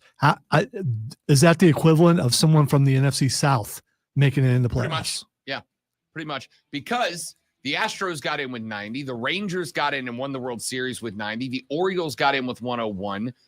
And the Rays got in. But that's a lot. That's a lot of lost games is what I'm saying. So I get his point to that degree.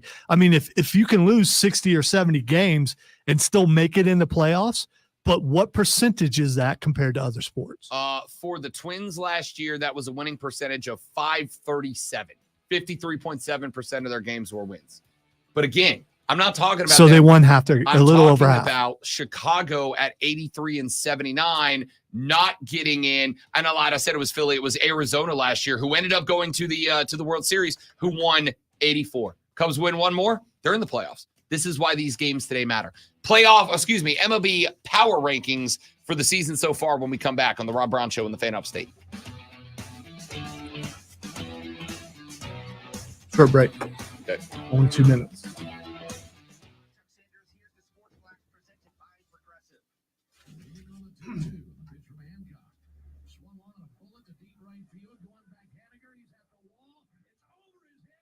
It would seem, from a percentage standpoint, you don't have to win as much in baseball to make it to a playoff.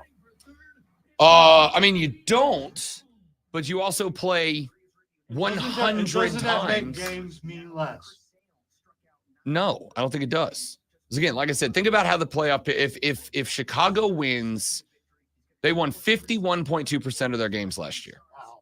Only half. If they win one more game, and I'm going to argue, when you play 161 games or 162 games, and you have 30 teams all featuring the best on planet Earth, like, yeah, you're going to lose a lot more than you win. It's not football. When you're playing 6 to 7 to 8 games a week, like, you're going to have some L's and traveling across country to do it. But if the Cubs win 1 out of the 79 they lost last year, just one more, the Arizona Diamondbacks don't go to the playoffs. The Chicago Cubs do. And if the Cubs go to the playoffs last year, the Diamondbacks don't go to the World Series. Now, they didn't win the World Series, but they were in it, which means that Chicago gets the Dodgers in round 1. What happens if the Dodgers beat Chicago? Now it's Dodgers. Now it's the Dodgers moving on into the NLCS, and we might have a completely different setup. The AL Central is baseball's NFC South. That is the damn truth. Although, let's be honest about it.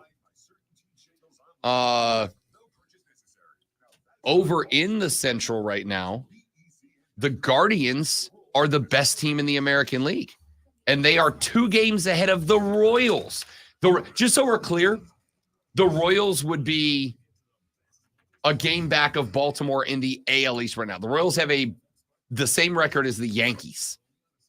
The Royals would be leading the AL West by 3 games. I would actually argue the AL West is the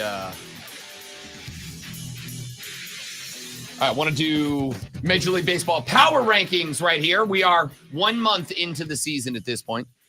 Before we get there, James popped into the stream and said the AL Central is baseball's NFC South. I actually would have said that was the case coming into the year. Well, let's look at it. The Guardians just took 2 out of the 3 away from the Braves. They are 20 and 10. That puts the Cleveland Guardians not first place in the AL Central, first place in the AL period.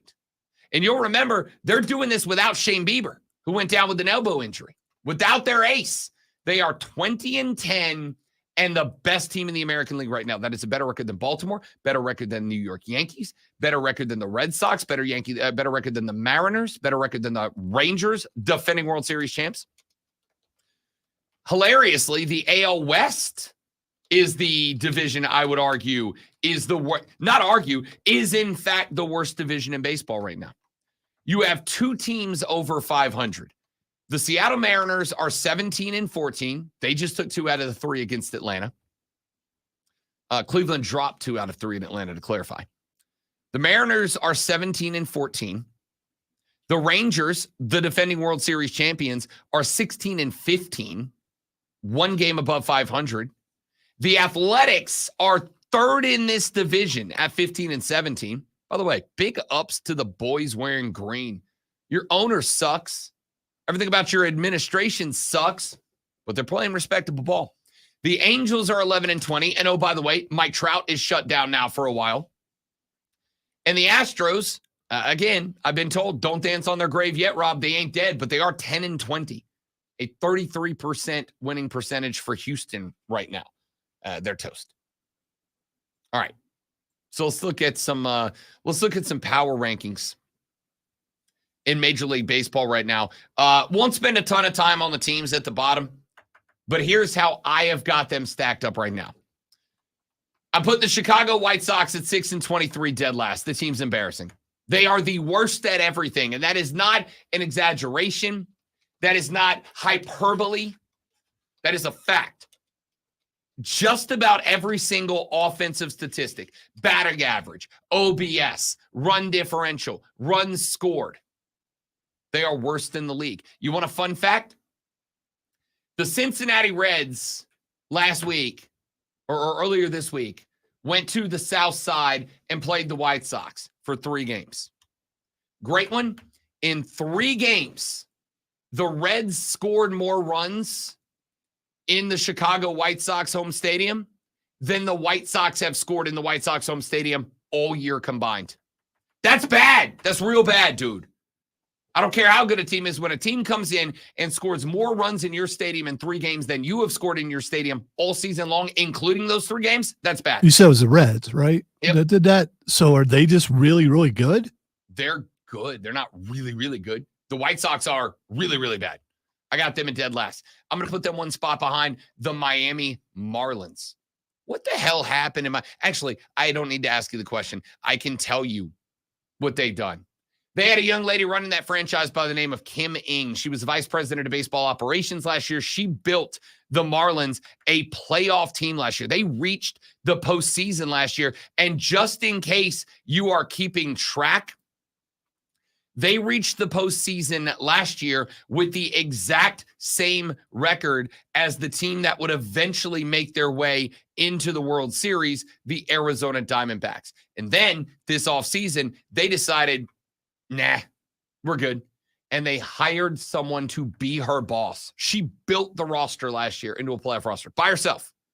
And then they promoted somebody over her, and she said, nope, I'm out. They're now 6-24. Now, they got a lot of injuries going on, but it's going to be real, real bad in Miami moving forward. Just one spot ahead of Miami, I've got the Colorado Rockies at 7-21. This is really interesting because the Rockies, even at 7-21, play good ball at home. You got to go to Denver and do something very special. Not great on the road, but when you go to Colorado, it's a danger zone right now. That's why I've got them above the 6-win Marlins and the 6-win White Sox at 7 wins because Colorado's a scary place to play, even if the team's not that great. 27, I got the LA Angels at 11-18. They got a win over the Phillies earlier this week, and then they immediately ended up losing Mike Trout. I got to tell you, I said it when it happened. I'll say it again. I know Ron Washington wanted to be a head coach again. I know he wanted one more run at being a manager. And Ron Washington is a legend. He should be allowed to do whatever the hell it is that he wants to do. All right? My man is an absolute icon. But I'd rather be a Braves third base coach than the head coach of that trash can of an organization. The only reason I've got them higher than the other teams is because they've won twice the games. At 26, give me the Oakland Athletics. Again, I got a lot of respect for this team.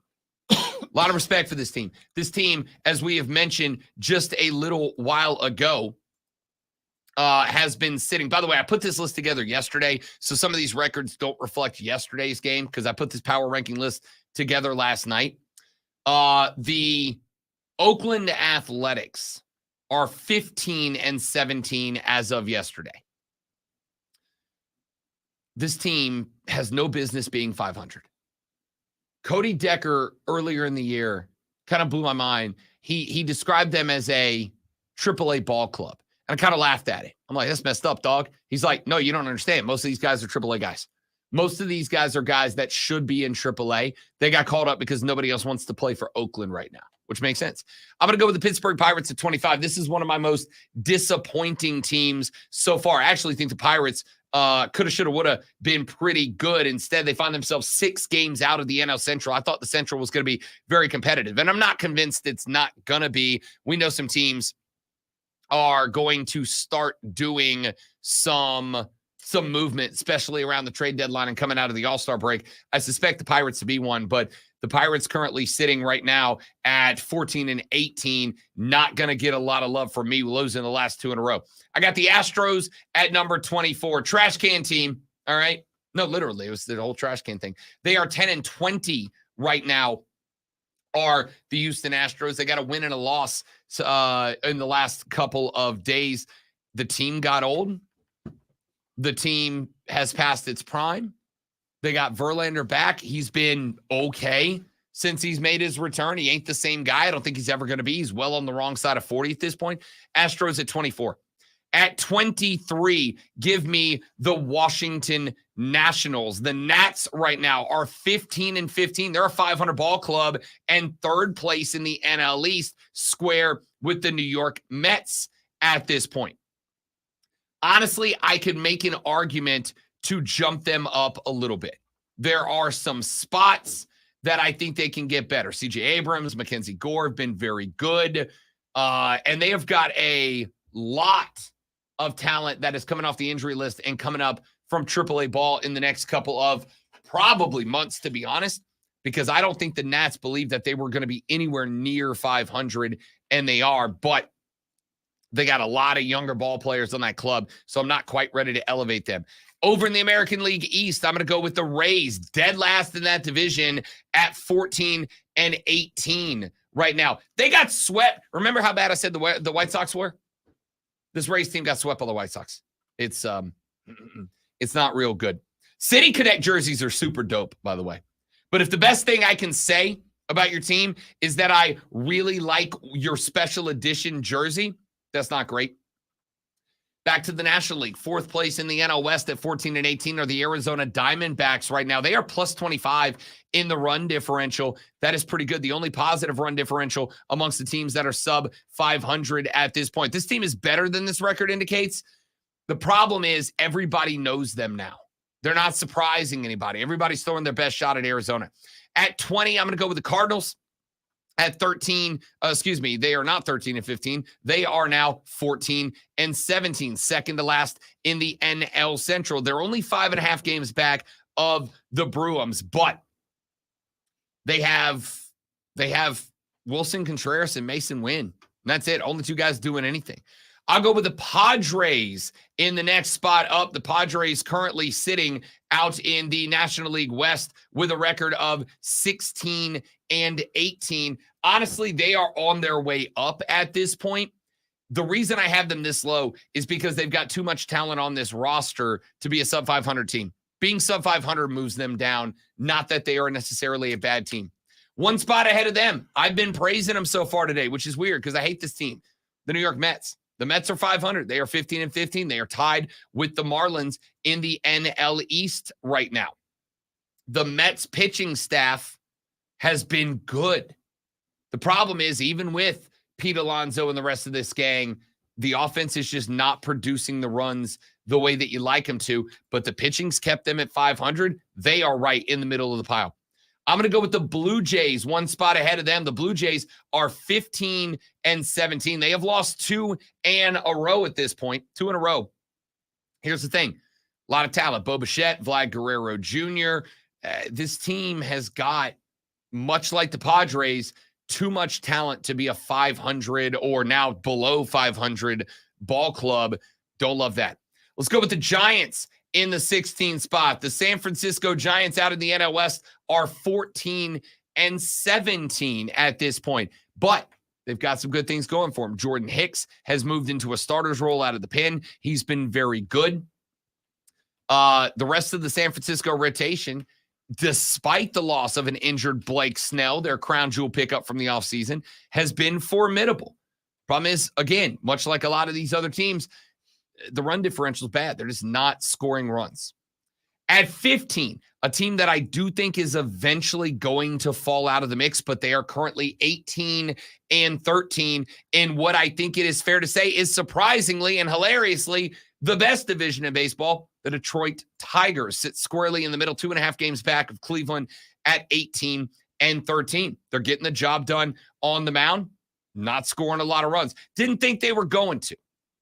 There is not star power in this lineup. And baseball is the one place that I think I can absolutely say you got to have star power to succeed. It is not an option. You have got to have guys in the lineup that stand out. Why? Because if you're hitting the ball well, you stand out. If you're hitting the ball well, you are celebrated. If you are hitting the ball well, you are on ESPN. You're on SportsCenter. You're on this show. And Detroit doesn't have that right now. I'm going to go ahead and go with Cincinnati. Last year, the Reds had a run at being America's sweethearts. This year, game over 500, 3.5 games back of the Brewers in the NL Central. Elly De La Cruz is my dog. Elly De La Cruz is going to lead the MLB in steals this year. He's at 18 already. He's going to outpace Ronald Acuna Jr. this year, maybe, if he keeps getting on base. Problem is, who's hitting the ball around him? Elly De La Cruz is doing very, very exciting things right now, and nobody's helping him out, yet he is still punching this team to a plus 500 record. In the 13th spot, I'm going to go back to the AL East. Let's go with the 18-13 Boston Red Sox. They have got 2 wins in a row at this point. Boston has gotten a lot of guys injured. They've got a lot of guys that have been banged up, missing a game here and missing there. But Cutter Crawford and Tanner Houck have been ridiculous. Tyler O'Neill has a 1.176 OPS against right now. We all thought this team was going to be pulling up the tail end of the AL East. Instead, they are in 3rd place in this division, and they're a game back right now of the New York Yankees. Pretty good. At number 12, I'm going to take the Minnesota Twins. The Twins, of course, are 4th place in the AL Central right now. I do have them above the Tigers, even though they are below them in record at 17-13. They are the AL Central favorites, and I think they are still the AL Central favorites. Kyle Farmer, Ryan Jeffers, these guys have been playing well. Absolutely raking from the dish right now. Right now, Jeffers is slugging .561.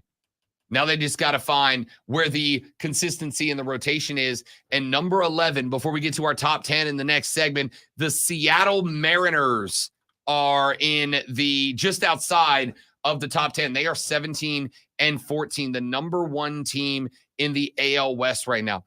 4 consecutive series wins for Seattle. They started 6-10. I was bagging the Mariners. I was ready to put them in the body bag because they have been allergic to the first half of the season the last couple of years. Now, all of a sudden, the pitching staff is continuing to impress. The offense is underwhelming right now for as much talent as it has on it, as much young talent.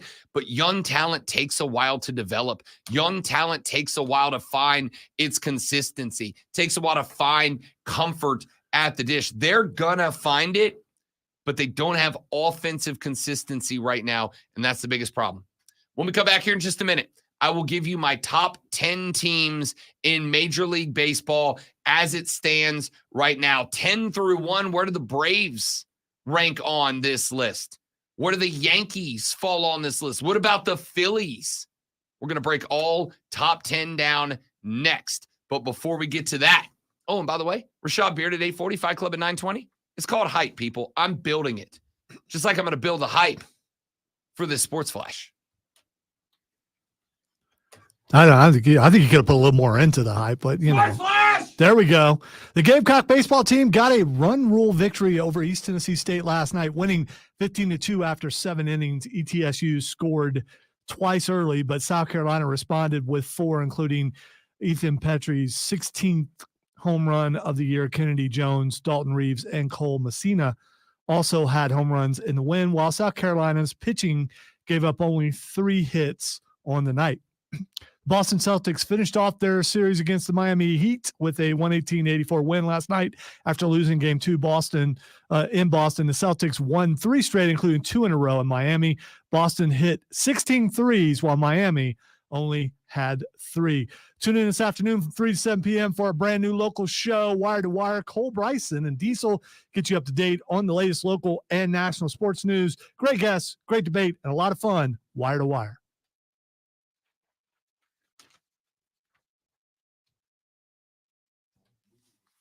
Yes, the jam cam.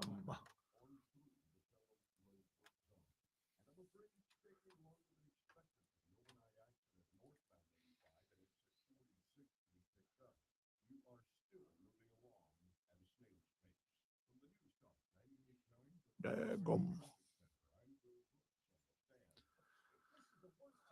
Okay, Peter, let's go.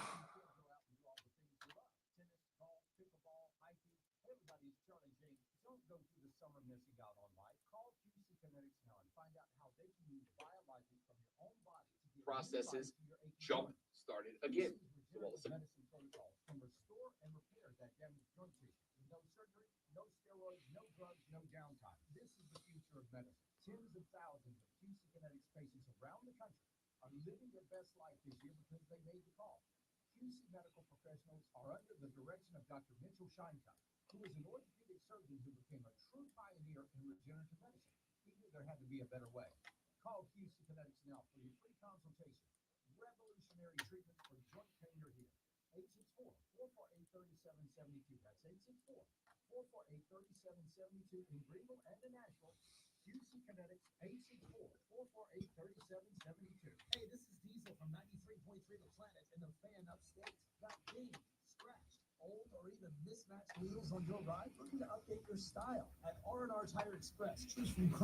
Machine, painted, racing performance, even off-road wheels, and start turning heads. At R&R Tire Express, they've got the styles you're looking for with PC payment options and their customer care package. No worries. Locations in Greenville, Spartanburg, and Anderson. rnrtires.com. Billy Currington. Kip Moore. And Larry Fleet. Live in concert. Saturday, May 4th. CCNB Amphitheater, Simpsonville. Billy Currington. Kip Moore. Larry Fleet. On sale at livenation.com. I want you all to know, audience, you're all very welcome. I didn't make a single "It's Gonna Be May" joke yesterday. So you're disappointed in yourself that you didn't remember till today? No, I'm proud of myself. Okay, all right. It's played, man. It's played. Still May. It's gonna be May. It's so 1994 or something, or is it 2004? 1994. 2004. I'm sorry. I was a decade behind. Actually, you're not super far off because I think they got big when I was in like 8th grade, which would have been like 99.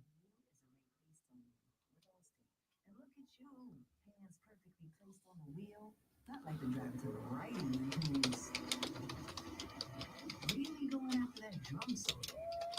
Save with DriveWise and the Allstate app and only pay a rate based on you.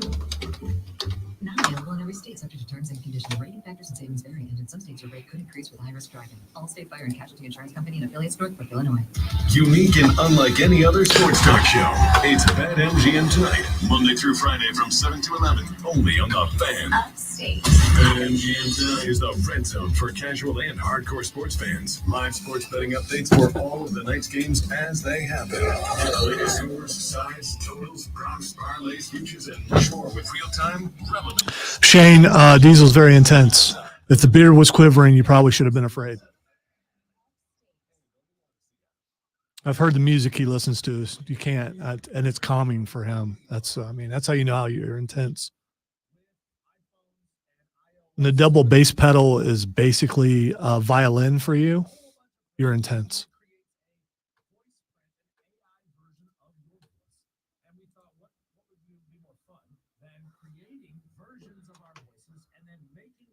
Say things that they would never actually say on the radio. All right, here's Diesel. You ready, Diesel? Brad Brownell was the best coach ever. He deserves a lifetime contract. I will never talk bad about Big Bad Brad.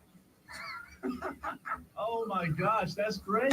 Okay, so here's the next thing that Cole Bryson would never say on the radio. If Jerry Jones can't win the Super Bowl this year, I'll give up and become an Eagles fan. Wire to Wire with Diesel and Cole Bryson. Turn on, lead on. Afternoons 3 to 7 on The Fan, Upstate. When it comes to the best sports talk anywhere, listen to The Fan Upstate on Odyssey no matter where you are. In the car, at home, at work. Follow The the free Odyssey app on your phone. Search The Fan Upstate and you're in the game. Hey, how we roll? The Fan Upstate. The Fan. Upstate. WYRD Greenville. WORD Spartanburg. WFBC HD3 Greenville. W249TL Greenville. W246CB Spartanburg. Upstate. And Odyssey Sports Station. Man, check this out. You're on official Rob Brown lockdown. Represents being raised. Yeah. Manufactured locally for the Carolinas. Lockdown. This is the Rob Brown Show. Get Rob. Only on The Fan. Upstate. Hey, Big Daddy, how you doing?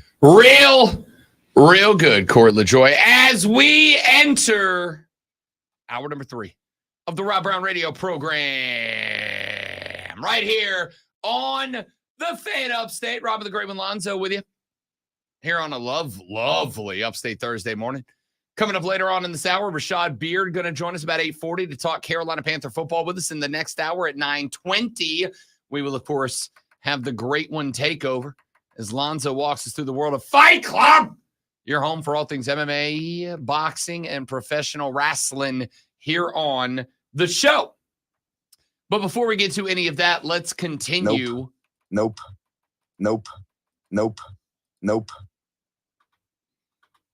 Yes! Nope. Oh, yeah! Nope. Our MLB Power Rankings, I gave you 30 through You're 11. going over the percentage. I know you said it changes in season, but so what's the percentage now? I'm also About gonna the go same as winning percentage in MLB. pretty close. Just got to win half your games. So we're going to do half the show of baseball. I'm also so first off, the best teams in baseball win north of 100 games, which means they lose fewer than 60. The best teams. Okay, so what percentage is that? Like 58, 59? That's the Yeah, it's still that's it's, it. it's still That's it. okay. All right. That's it. 100 out of 160 is 50%. That's it. I didn't say 50. I said 58, 59. That's not 50. You're You're gonna make fun of my math, really? Okay. may all. All right. Do your best to poo-poo baseball. I shan't stand for the slander. I shan't. I fancy word for won't. I won't do it. Number 10 on my power rankings as it stands right now. I don't like it. I almost felt bad putting them here. I kind of almost regret it at this point because I actually have them trailing the team, or I actually have them ahead of a team that they are trailing in their own division. I'm going to go with the Texas Rangers at number 10. A lot of spots that power rankings just 1 month into the season are kind of difficult because you do have to take into consideration injuries. You got to take into consideration stretches of bad games that aren't really representative of who they are overall. I don't think that Corey Seager, who was a massive part of the reason this team won the World Series last year, is going to be a guy that is going to keep playing poorly. And right now, unfortunately, he is playing poor basketball. Poor baseball, pardon me. Sorry, I looked up and saw Tyrese Maxey traveling before he knocked down that 3 the other night that extended the game against the Sixers. We'll talk basketball coming up in a minute. Corey Seager's not going to play poor baseball all year long. Corey Seager had hernia surgery during the offseason. He was very limited for spring training. Corey Seager is about 2.5 months behind where everybody else on this team is in regards to being on schedule playing baseball. This team is going to pick back up. That's why this team is currently hovering around a game over 500 and behind Seattle. But I think Seattle's playing some of the better ball they're going to play. I don't think Texas is. This team's going to make the playoffs. Only question is it a wild card team or is it a division leader? Can they steal it back from Seattle? At number 9, there is pleasant surprise coming down from the other end of our hallway as the 19-13 Kansas Dam City Royals are inside of the top 10. Last year, their pitching staff ranked 28th in the league in ERA. They made a lot of changes. Seth Lugo, Michael Walker, John Schreiber. They got a lot of holdovers. Brady Singer, James MacArthur, Alec Marsh. They have an ERA right now of 3.18. That is good for 5th in Major League Baseball.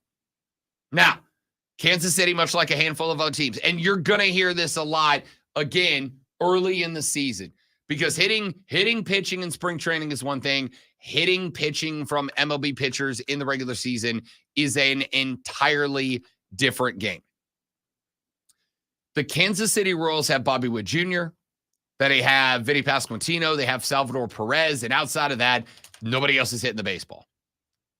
Will they pick it up? I hope so, because it would be very nice to see this Kansas City Royals team actually do something. And at 19-13 right now, they are currently sitting second place in the best division in baseball, the AL Central. 19-13 would have you sitting in second place in the AL East. 19-13 would be leading the AL West. 19-13 would be third in the NL East. It would be third by a half game in the NL Central. And it would be second place in the NL West. This is a good Kansas City team with great pitching. They find some bats, people are in trouble. In 8th out of the NL Central at 19-12, the Chicago Cubs. I don't know what this team is yet.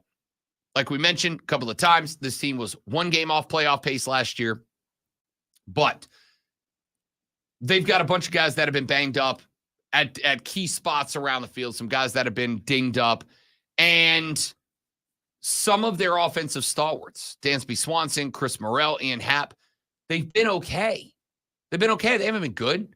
Dansby Swanson is not playing at the level that Dansby Swanson was playing at that got him brought up to Chicago from Atlanta a couple of seasons back.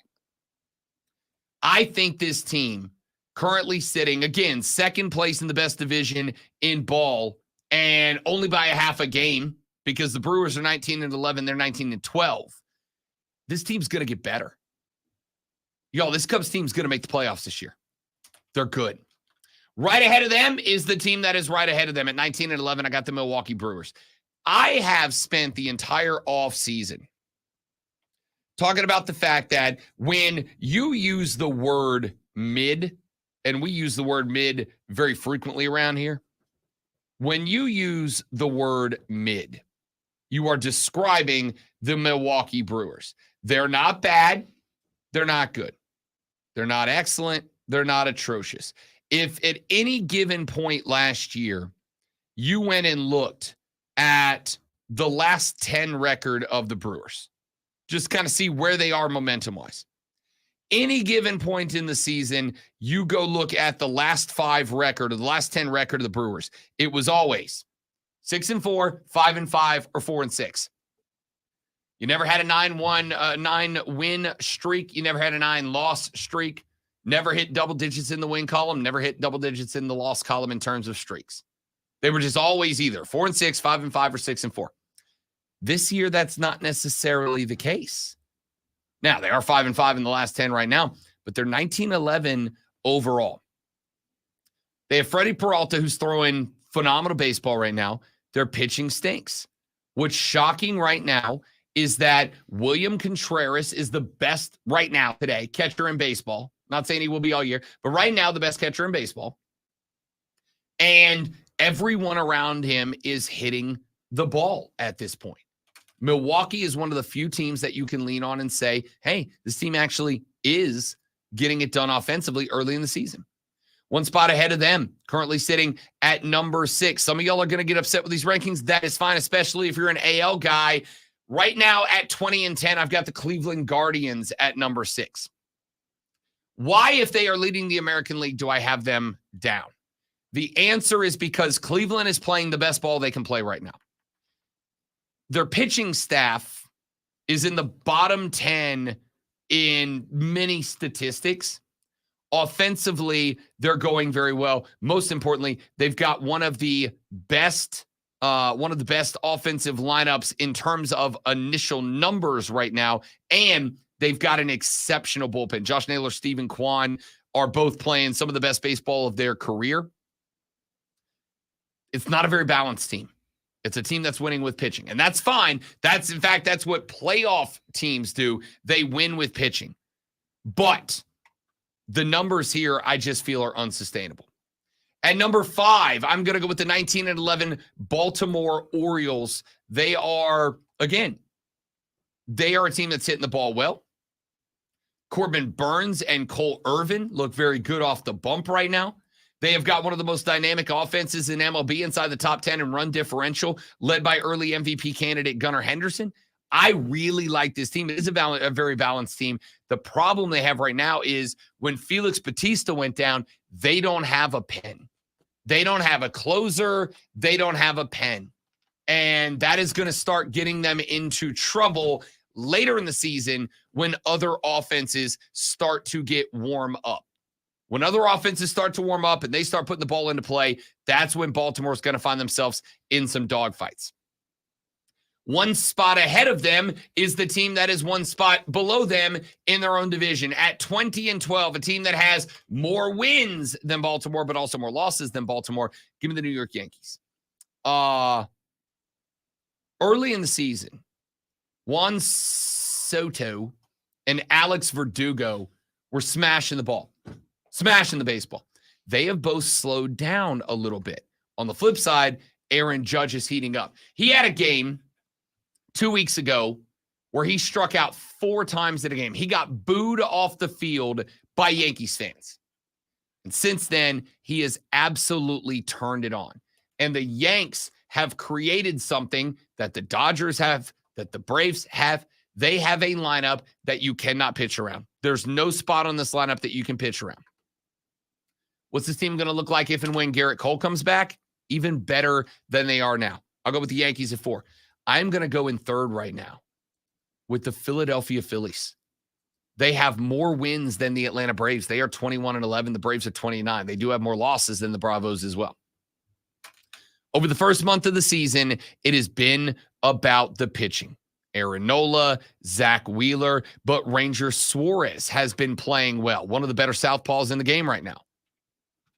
In fact, and this is weird to say, this is not something that I want to say. The reason the Phillies are in the top 10 right now, as far as I'm concerned, is because of pitching. It is not because of hitting. Bryce Harper and Kyle Schwarber are very mid right now. They're okay at this point, numbers-wise and clutch-wise. In the biggest spots, they're coming up in some spots and they're failing miserably in others. But the Phillies right now are playing dramatically better baseball. I came in and said, look, I think the Braves over 101.5 win total was a lock coming into the season. And I still think, even after the loss of Spencer Strider, that I'm going to be sweating that number, but I do think it is going to be very close. Remember, they won 104 last year, and down the stretch, they weren't really trying. If they don't get to that number, it might be because the Phillies are good. And not good like, they'll win 90 games, 92, 93 games, and get into the playoffs as a wild card, and then the Braves got to look out. No. I mean, right now, they're a Braves L and a Phillies dub on any given day away from leading the division. That is an A+ first month of the season for Philly. At number 2, the 20-13 LA Dodgers. They're starting to get it together. It was actually kind of a slower start than a lot of us thought that the Dodgers would have. But as of right now, 31 games. Actually, no, I'm lying to you. It's over 31 games at this point. It is now 33 games. 33 games they've had the same lineup, or at least not had to lose anybody due to injury. They sat Shohei Ohtani last night, let Will Smith play the DH out of the catcher spot to give those two guys a bit of a break. But the wave of talent that the Dodgers put together in this lineup is maybe the most consistent in the game right now. And here's the thing. Freddie Freeman is playing good ball. Good, not great, but good ball. Mookie Betts and Shohei Ohtani are both MVP threats right now. Both MVP threats right now. They have a pitching staff that has got more talent on their injured list than most teams have in their starting 5. And all those guys are coming back. Walker Buehler's on his way back. He'll be back in the next couple of weeks. This team is currently atop the NL West with a 20-13 record. They're going to get better. That's scary. They should not be able to get better. They're going to. They're going to get better pitching. It's going to take the pressure off the offense. Guys like Freddie Freeman and Will Smith are going to step up and answer the bell. This Dodgers team is going to be a juggernaut. I came into the year going, you know what? I think maybe people are overhyping it a little bit. I think maybe people are doing this to sell some tickets, sell some jerseys, sell some hype, get people to tune in to the national broadcast of Dodgers games. I don't think so anymore. I really do think this team is going to be very good. And at number 1, I'm sorry, call me a homer if you want. I think it's the Atlanta Braves.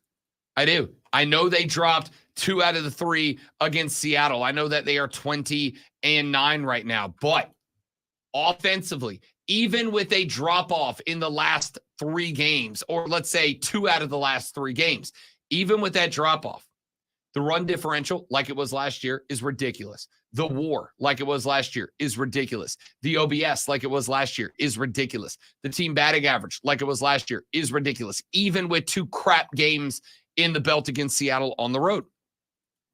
Travis d'Arnaud has been a star as of late.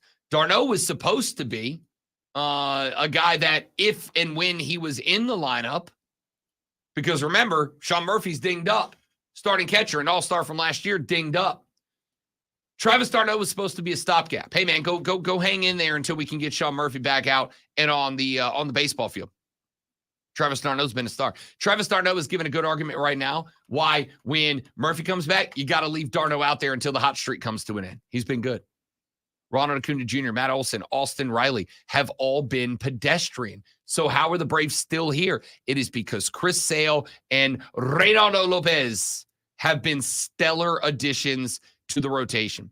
There was a question mark about whether Lopez was going to be able to go from reliever to starter. He has been as good as just about anybody off the bump in the 4-5 spot on the rotation. Even with the loss of Spencer Strider, and even with your 3 best players, Acuna, Olsen, and Riley, all being, again, pedestrian right now, this Braves team is a 20-win team right now. They are, right now, top of the NL East. They are, right now, top of the National League. What more can you ask for right now? I think I got to put the Braves at number 1. All right, there you go. There are your power rankings according to me and me alone in Major League Baseball. Who's too high? Who's too low? Shoot me a text right now, 71307, 71307. Texture says, Rob, remember the Braves won 104 last year with no Fried and lost Morton for the last month of the season. They'll be fine. Texture said, can y'all text me when this 90-minute baseball talk is over? I'll come back to listen. It was 2 segments, my guy. 2 segments. And I got bad news for you. We're going to be talking baseball power rankings every Thursday through the season. Why? Because people like baseball, even if you don't. Texture said, OMG, no more baseball talk. Let's talk real sports, like Tyson versus Paul. You would. You would, Texter. You would. All right. When we come back on the backside of this, let's get some basketball in here. Let's get some NBA playoffs in here. Let's check in on the games from last night. Let's preview the games tonight. And let's get set for Rashad Beard, who joins us to end this hour on the Rob Brown Show with the Fan Upstate.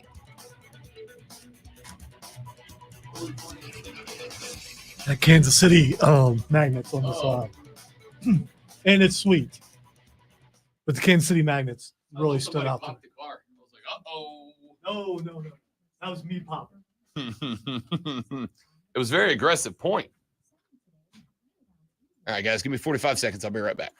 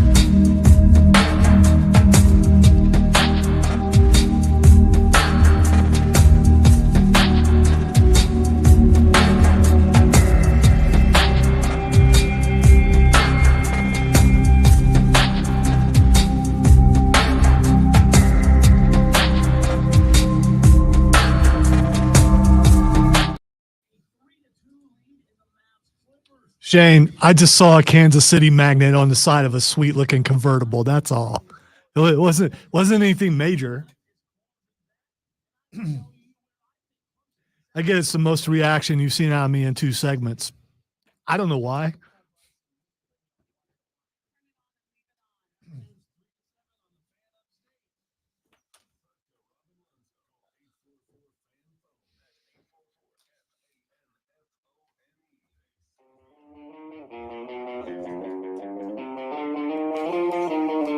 Texter said, Rob, heard your pick on Penix. Thank you. I got clowned on Diesel's show for saying that the Falcons made the right pick. It'll happen. He'll just get hurt like Aaron Rodgers, and Penix will have to start.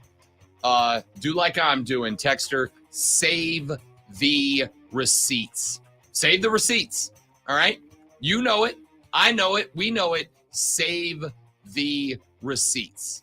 And when that pick turns out to save their season, just come out, lace up the Jordans, put on the headband, and get ready to dunk, because it'll be your prerogative. And for those of you on the stream who see me move suddenly when we go to break, I just had to go to the bathroom. Okay. I've been holding it for a couple, and it's the first time that I knew I had the opportunity to go. So don't panic. You all now know Lonzo's urinary obligations. The people were concerned for me. And by the way, you can check us out on the stream and see me move like that. Facebook, YouTube, Twitch, or X. It's an amazing feat for someone of my size. Like a cornerback, man. No, it's more like a pulling guard, but still, All right, let's talk some. I tore that linebacker up, though. Let's talk some NBA postseason. We had 2 games in the association last night, and let's go with this. Boston won 18-84 over Miami. Should have been a sweep, all right?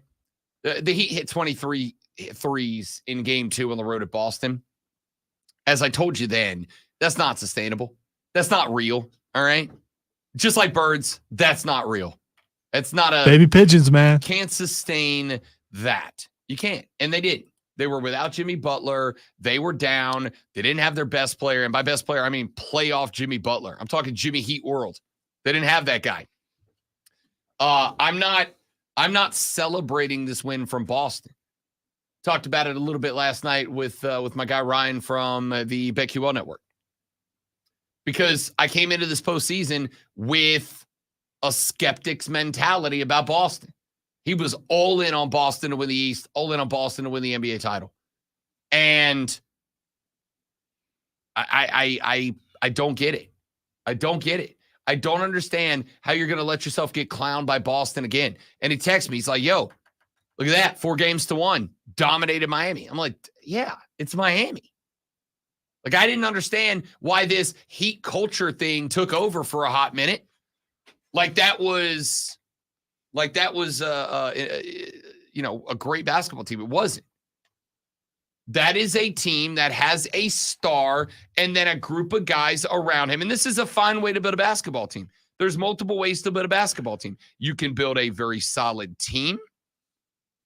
You can have a team that is built around one star with a bunch of Tyler Hero is a fantastic complementary player to Jimmy Butler. When Jimmy Butler's numbers are good, Tyler Hero's numbers are good. Tyler Hero is not a guy that is carrying your team without a Jimmy Buckets. He's just not. He's a good player. He's a fine NBA player. He's absolutely NBA talent and ability, but he is absolutely not a 1. And I don't understand why anybody, it's the Heat culture. It's Eric Spoelstra.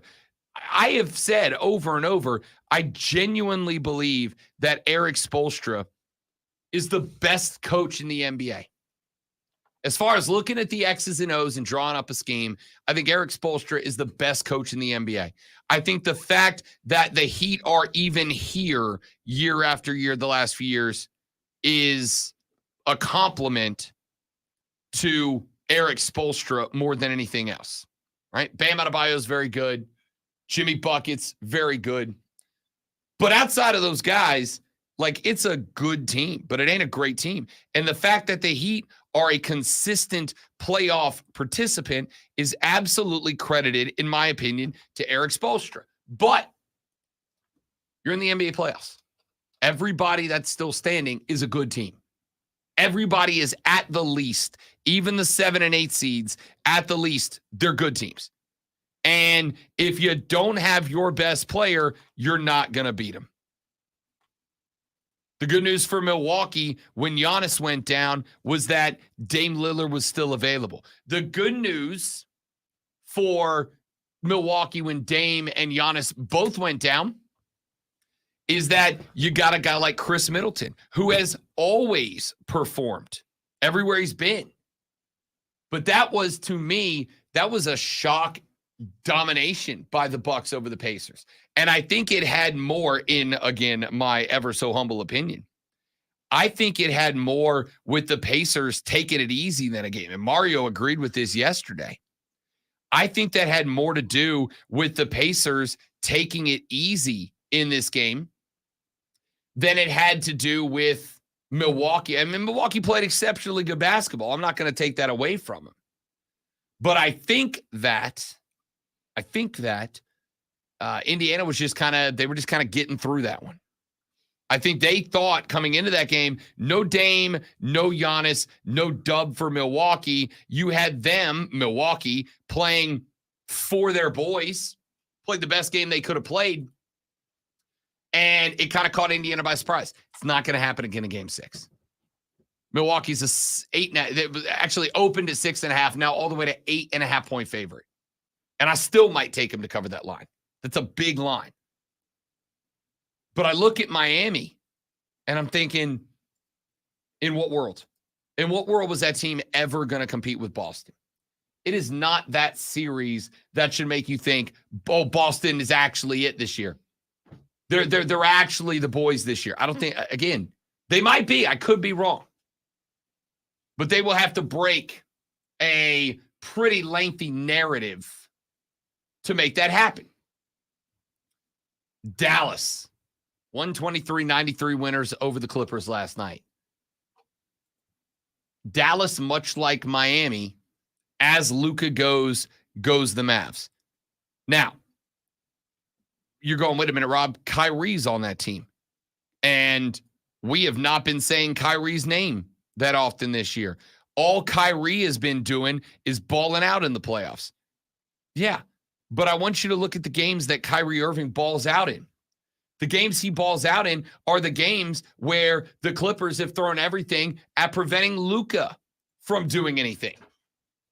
Last night, they couldn't stop Luka from doing anything. He gets 35, 10, and 7. Kyrie had 14 in the game last night, on 6 of 14 and 1 of 7 from the arc. As goes Luka, goes the Mavericks. And if Luka gets hot, they ride that hot hand to a dub. And if Luka gets hot, then the Clips in this series at least, and I think it will be the case in series moving forward, when Luka gets hot, teams start having not an option, having to dedicate more resources to try to remove that guy from the basketball game. And when you remove Luka Doncic or attempt to remove Luka Doncic from the basketball game, now suddenly the floor is opened up. And if the floor opens up for Kyrie Irving, he's absolutely going to take advantage of that. Absolutely going to take advantage of that. This team is very much win, lose, or draw based on Kyrie Irving. And that's okay. Or excuse me, on Luka Doncic. And again, that's okay. That's okay. I just said it.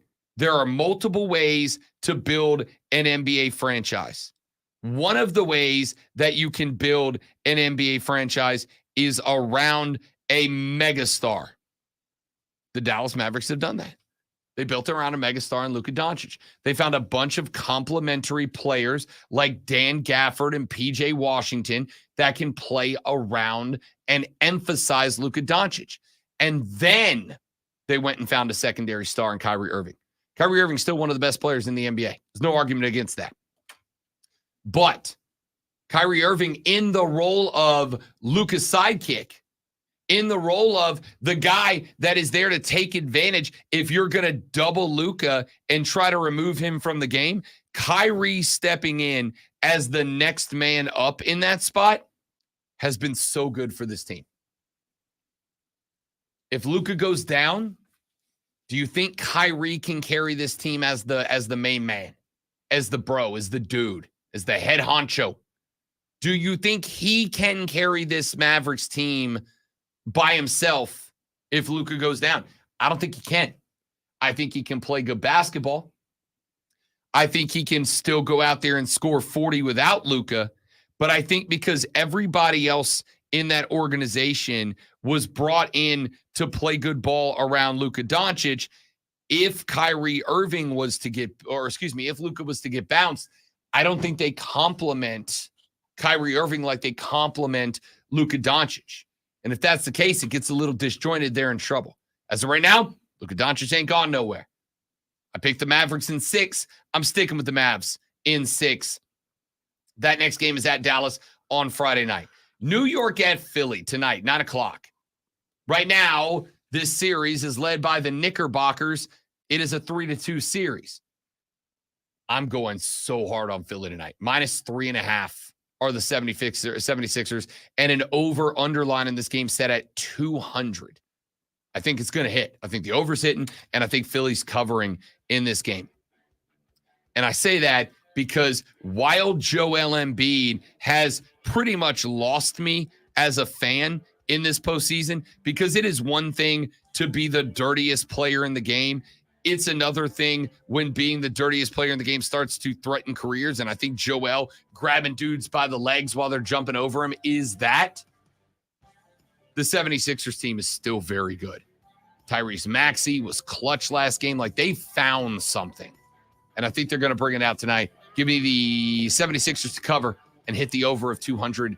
Let's take a break. When we come back, Rashad Beard of the Panther Nation podcast talks Carolina Panther football next on the Rob Brown Show in the Fan Upstate.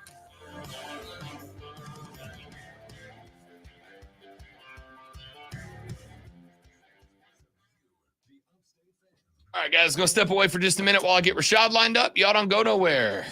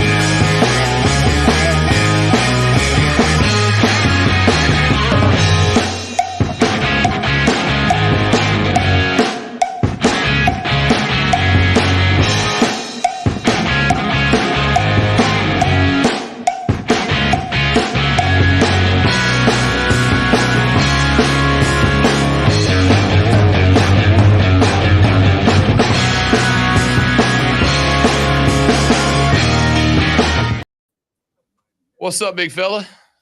What's going on, guys? Living, man. I'm hanging in there. Yeah. No, everything's great. Smiling and happy and everything's good. Mm-hmm. I'm all good, man. No complaints. There we go. Don't let Rob's negativity What's go he through the negative airwaves about? all the way up to Charlotte. What's to be negative about? Man, I ain't sleep enough and I got up early. That's it. That's it. Your boy's tired. You know, like, you get grumpy when you don't get enough sleep? Nah, I can operate off of no sleep. Okay. Oh, I can operate. I mean, I'm 2.5 hours deep at this point. It's not like I got a choice. You do. We all have choices, Rob. I can just leave. You Take could. the rest of the day off. You could. Will You you could do host the that. last hour? I'm going home. Yeah, I could do that. Ain't like I don't do it other places.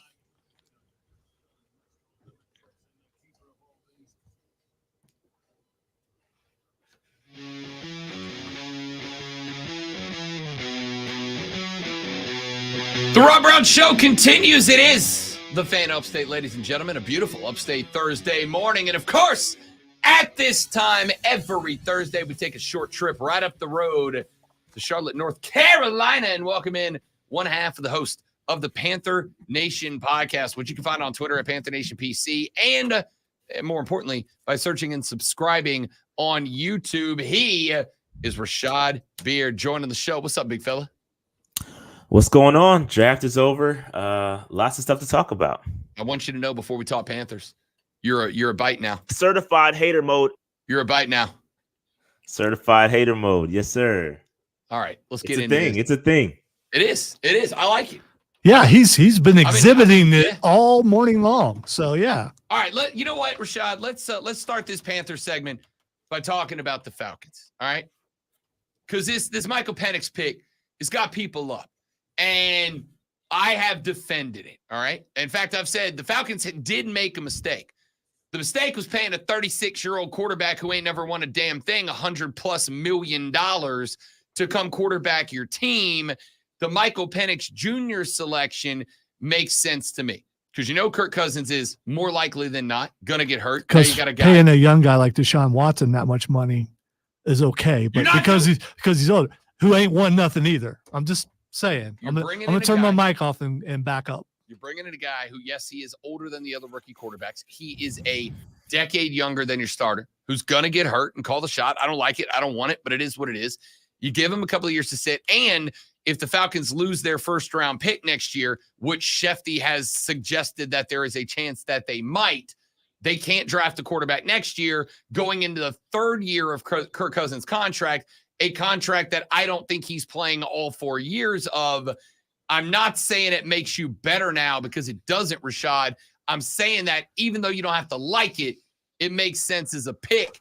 And it has just turned into chaos up in here today, man. I mean, yeah, it all depends how you want me to approach it because I love the pick from a Panthers perspective. I mean, you took a first-round pick that's not going to see the field for 2 years. So I love it. I mean, it's a great, fantastic pick. Great job, Falcons. But on the GM and the team planning side of it, I kind of see what they're doing.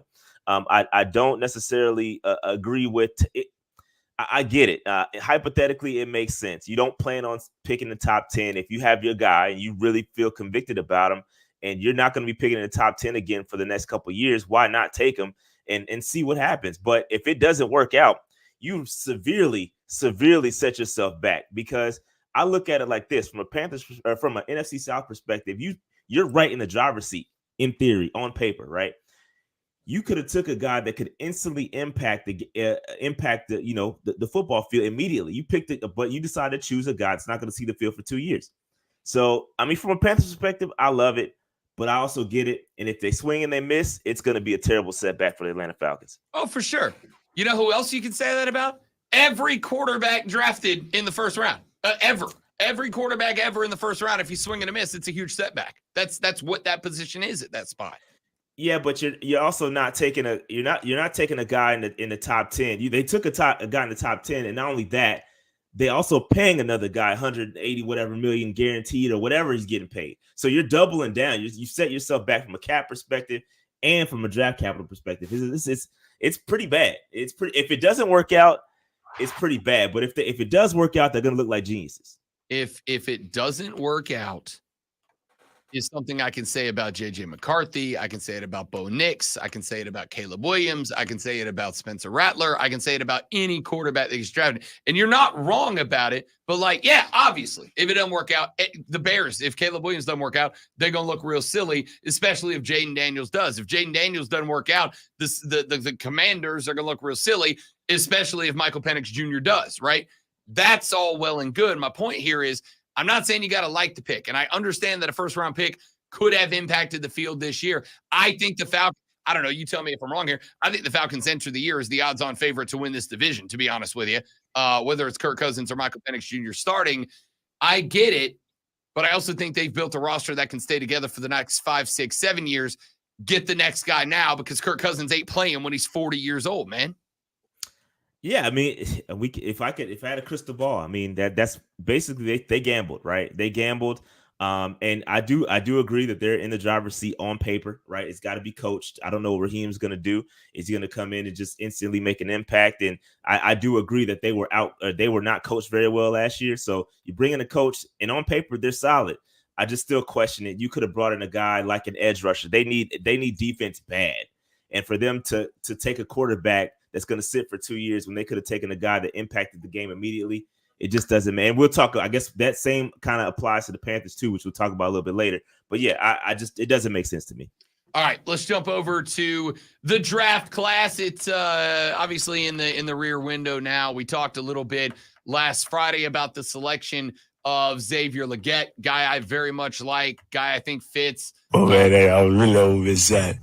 Love that guy. Love that guy so much. And just a hell of a blast to listen to talk. So we won't spend a ton of time on him. Let's look down the rest of this class. Name me one other pick that you looked at that you really liked.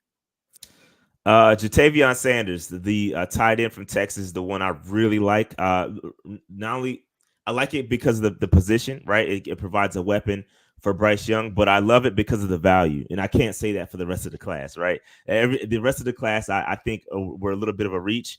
But I think Jatavion Sanders is a guy we got for value. It's a guy that they really like. They brought him for a top 30 visit. He provides instant impact. He can see the field immediately from a receiver standpoint. Got to work on some blocking. Like, he's not perfect. His inline blocking ability is not there. Going to be a little bit predictable. They're going to have specific packages for him to get involved. But that's the one I really like. I really like that pick, and I think he's going to make an impact. He's going to see the field pretty quickly. I did too. I actually really like that pick. The only other one that really jumped off the page with me, and I'll tell you, I think it's as much about the process to get there as it was the selection.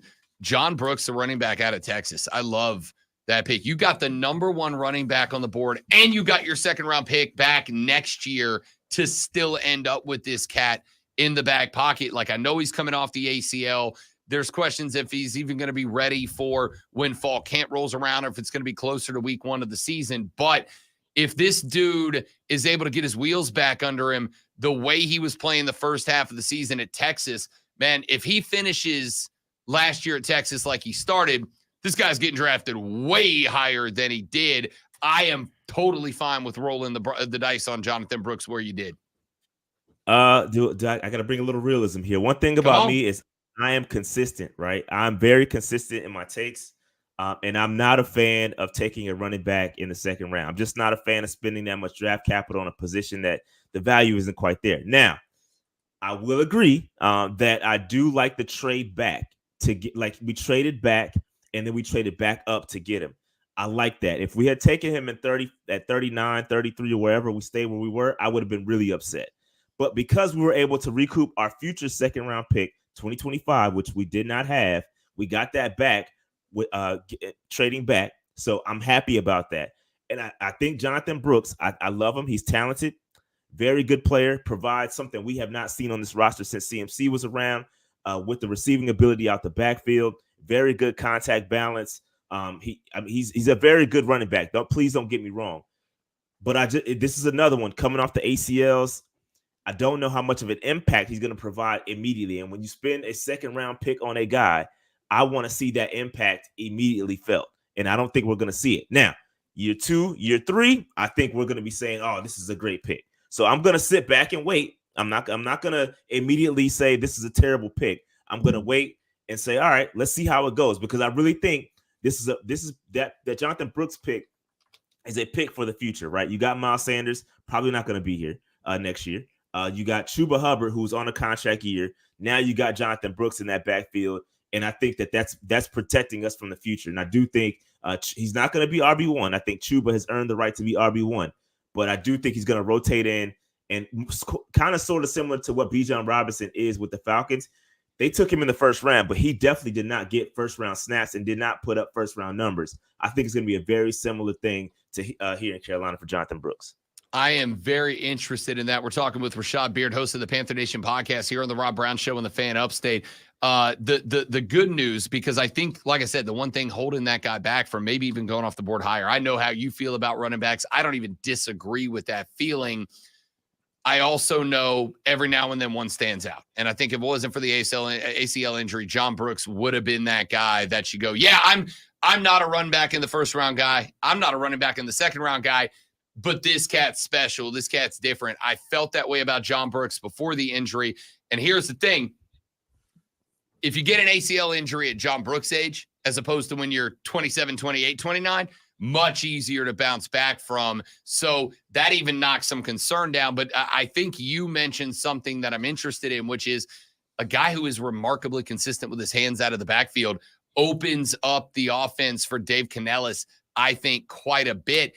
And if you are treating this as I think they should, I'm going to get kickback as Bryce Young's rookie season because of the BS that happened in that organization last year. Stop it. It is not. You are putting him in a new offense, utilizing the running back as a safety valve as often as you do as a genuine pattern within a formation, I think can't be anything but good. And John Brooks is that.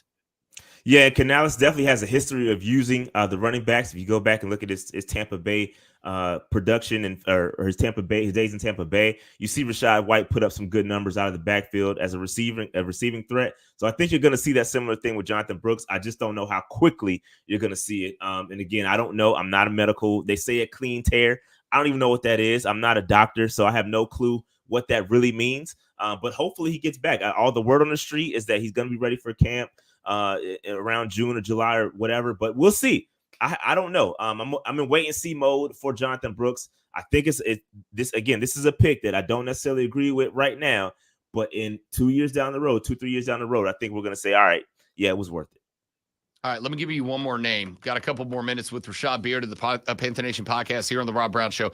One more name I'm real intrigued by, and it's not because I think the guy's going to step in and be a starter on the defense, but I think he's one of those cats that could kind of be in everywhere, like a Steve Gleason used to be for the Saints, like just a special teams ace that becomes kind of a team leader in that role. What about the 7th rounder, Michael Barrett, the inside linebacker out of Michigan? Bit undersized. He's like 5'11", 233. He ain't the big, bulky, hulking middle linebacker that you want. In fact, he almost looks more like a corner than he does a middle linebacker. But I think this dude, everything I've read about him is he is a born leader. He is an all-in kind of guy. He's going to get everything he's got. This dude feels like one of those cats that becomes a fan favorite, becomes a special teams favorite, is going to be involved in plays, etc. I like this pickup. Doesn't make your defense that much better, but I think you could have a locker room leader and a bit of an ace on special teams in this cat. Yeah, you nailed it. That took my thought was special teams. I don't see him making a major impact on the field day one or year one, year two. I think it's going to be, again, he's not the most athletic guy in the world. Some of the athletic testing isn't quite there. But I think down the road, you'll be able to see him make an impact on special teams. And I think shout out to Carlo in the chat. He made a very good point in comparing him to Sam Franklin, right? Sam Franklin was a guy that did his impact wasn't necessarily felt year one, year two, but he started to make a special teams impact. He's made his name and cut his teeth on special teams. And then you actually got to see him play. And when we got to see him play his natural position, we was like, all right, this guy's pretty solid. And so I think, yeah, I agree with that. Special teams, outside of that, not much. I do hear all the raving about his locker room leadership. He's the winningest player in Michigan history. He was there for like 6 years, COVID years, obviously. So shout out to him for that. And I think, again, good locker room leader. And I think that's what we need. We need some culture builders around here. And I think he's going to do just that. You're just talking about special teams. What do you think about the thicker kicker?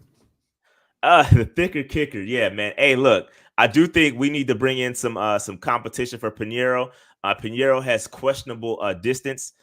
He's a decent kicker. Won us a couple of games for sure, but when he's off, he's off. When he's on, he's on. I'd like to see some competition brought in. Plus, he did not attend the voluntary camp, so I don't know if maybe I'm looking a little deep into that. But hey, if you're not all in, we got to find somebody that is. So hey, the thicker kicker, I'm here for it.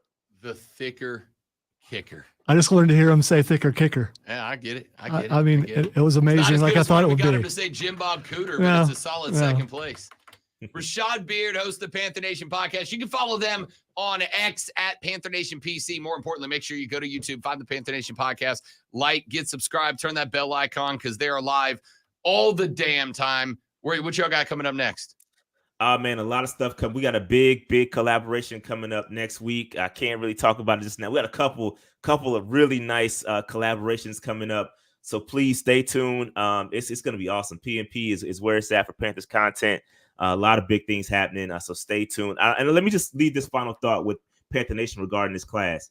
Be patient with it, right? Let Dave Canellis and those guys develop. I look at this class as a developmental class. I don't see a lot of major impact day one. Give them a couple years. Give them their 3 years. Let's see what Canellis can do from a development standpoint.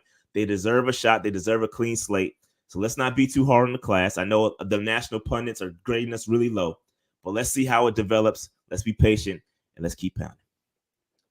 May I just say, on behalf of me, thank you. Thank you. Because I'm so okay. Like, why are so many Cats fans setting the bar at like division title or he's a failure? My man ain't even been on the sideline yet, Rashad. What is happening with your fan base, dude? All right. Hold on. Who have you heard say that?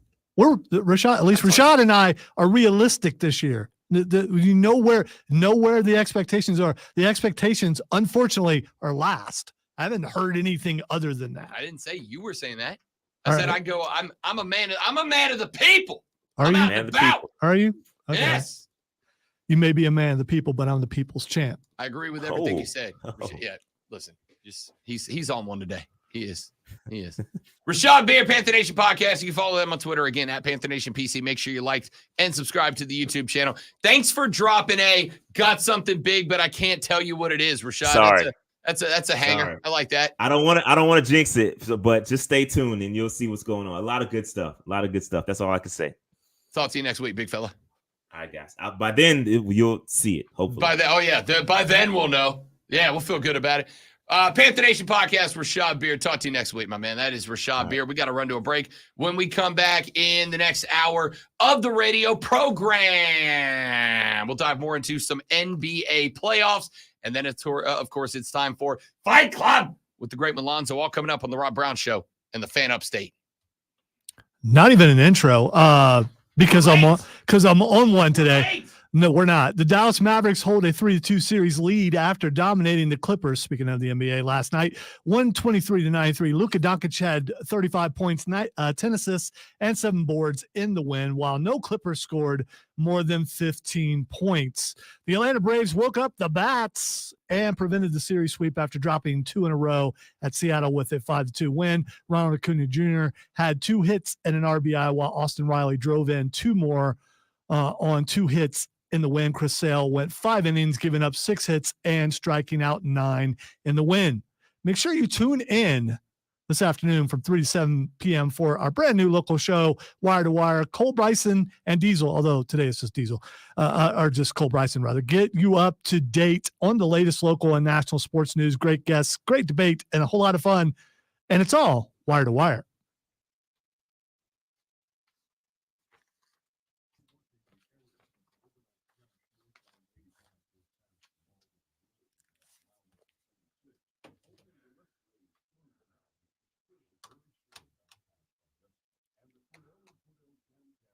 According to the jam cam, we jamming out there today.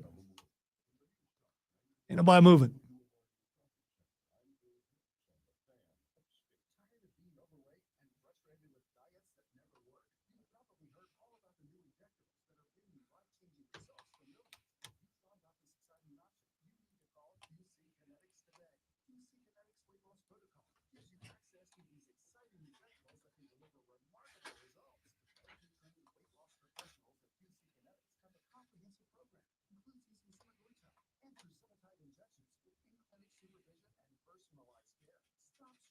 Yeah, that's pretty much it, Marcus. That's pretty much it. You know, we said the thicker kicker like several times and never said his actual name. Why would you? The thicker kicker. What's his actual name? I don't even know. Harrison Mavis. Sure. His t-shirts are sweet though. I was going to ask Rashad about a thicker kicker PMP collab on t-shirts. That would be pretty cool.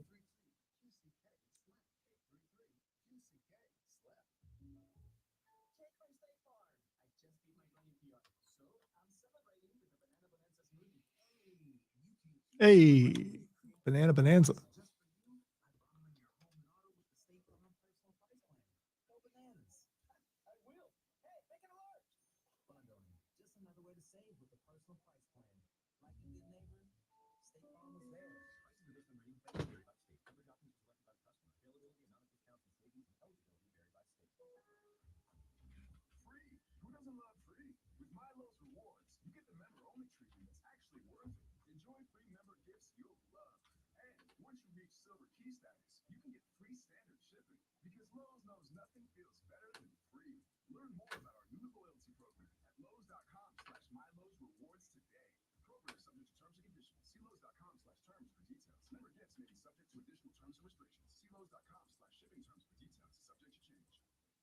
Unique and unlike any other sports talk show, it's Bad MGM Tonight, Monday through Friday from 7 to 11, only on The Fan.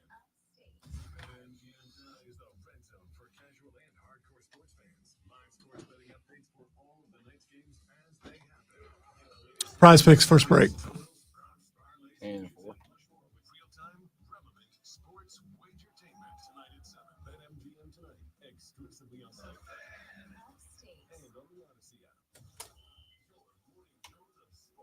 It's the Rob Brown Show. I wouldn't mind. I know we're on record talking about Cooter, Jim Bob Cooter, and we're talking about Thomas. You gotta say it the right way, Rashad. You gotta say it. You gotta do it, man. I can't do it with the slang, man. Jim Bob Cooter. Come on, Jim Bob Cooter. I can't do it.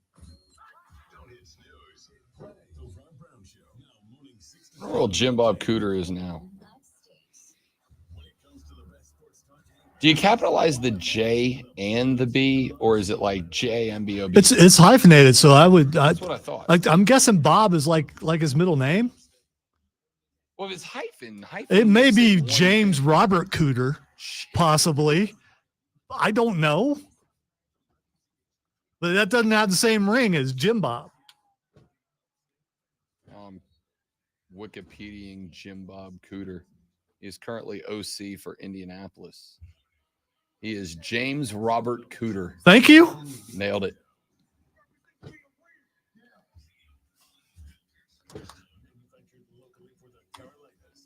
Yes, it is a wild name.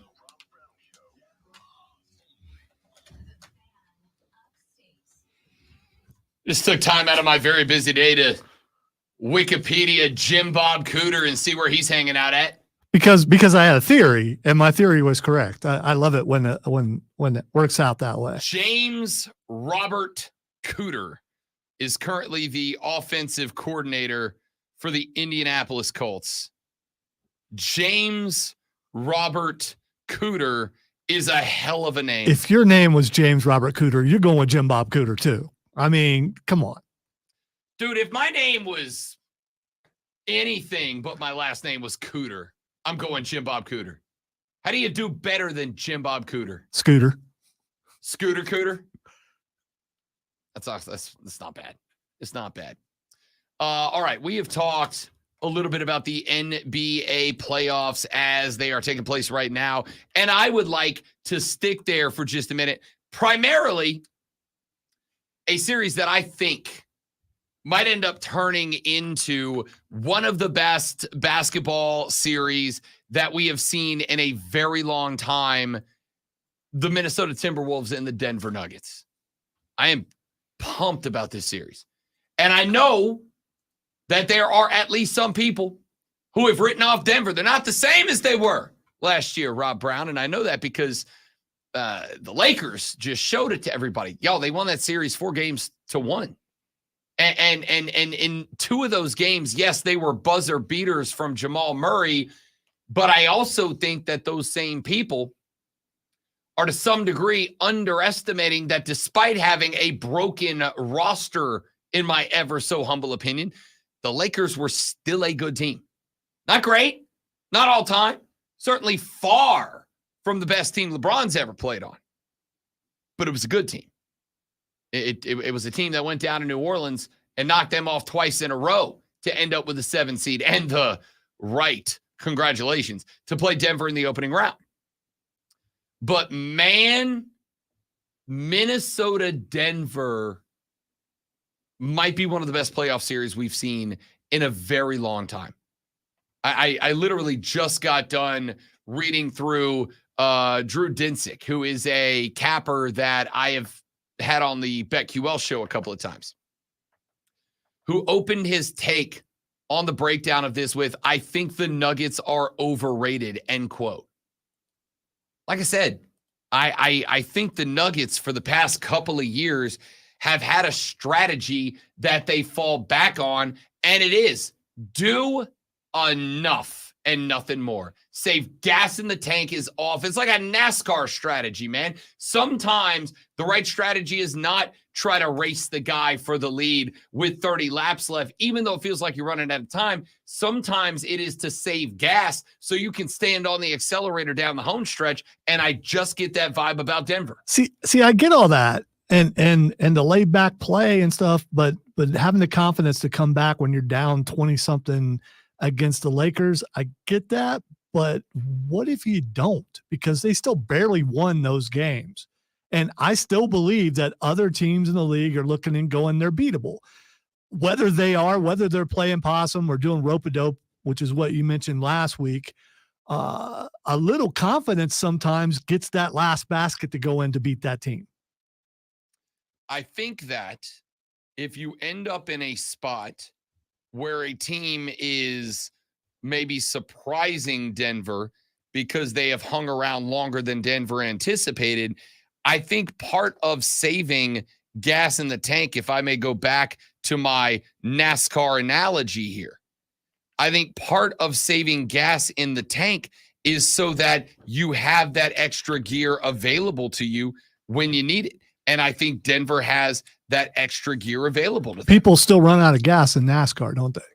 Yes, they do. But again, they thought they had enough, and then they're running on fumes to cross the finish line, third or fourth or whatever. Listen, I'm not saying Denver's unbeatable by any stretch of the imagination.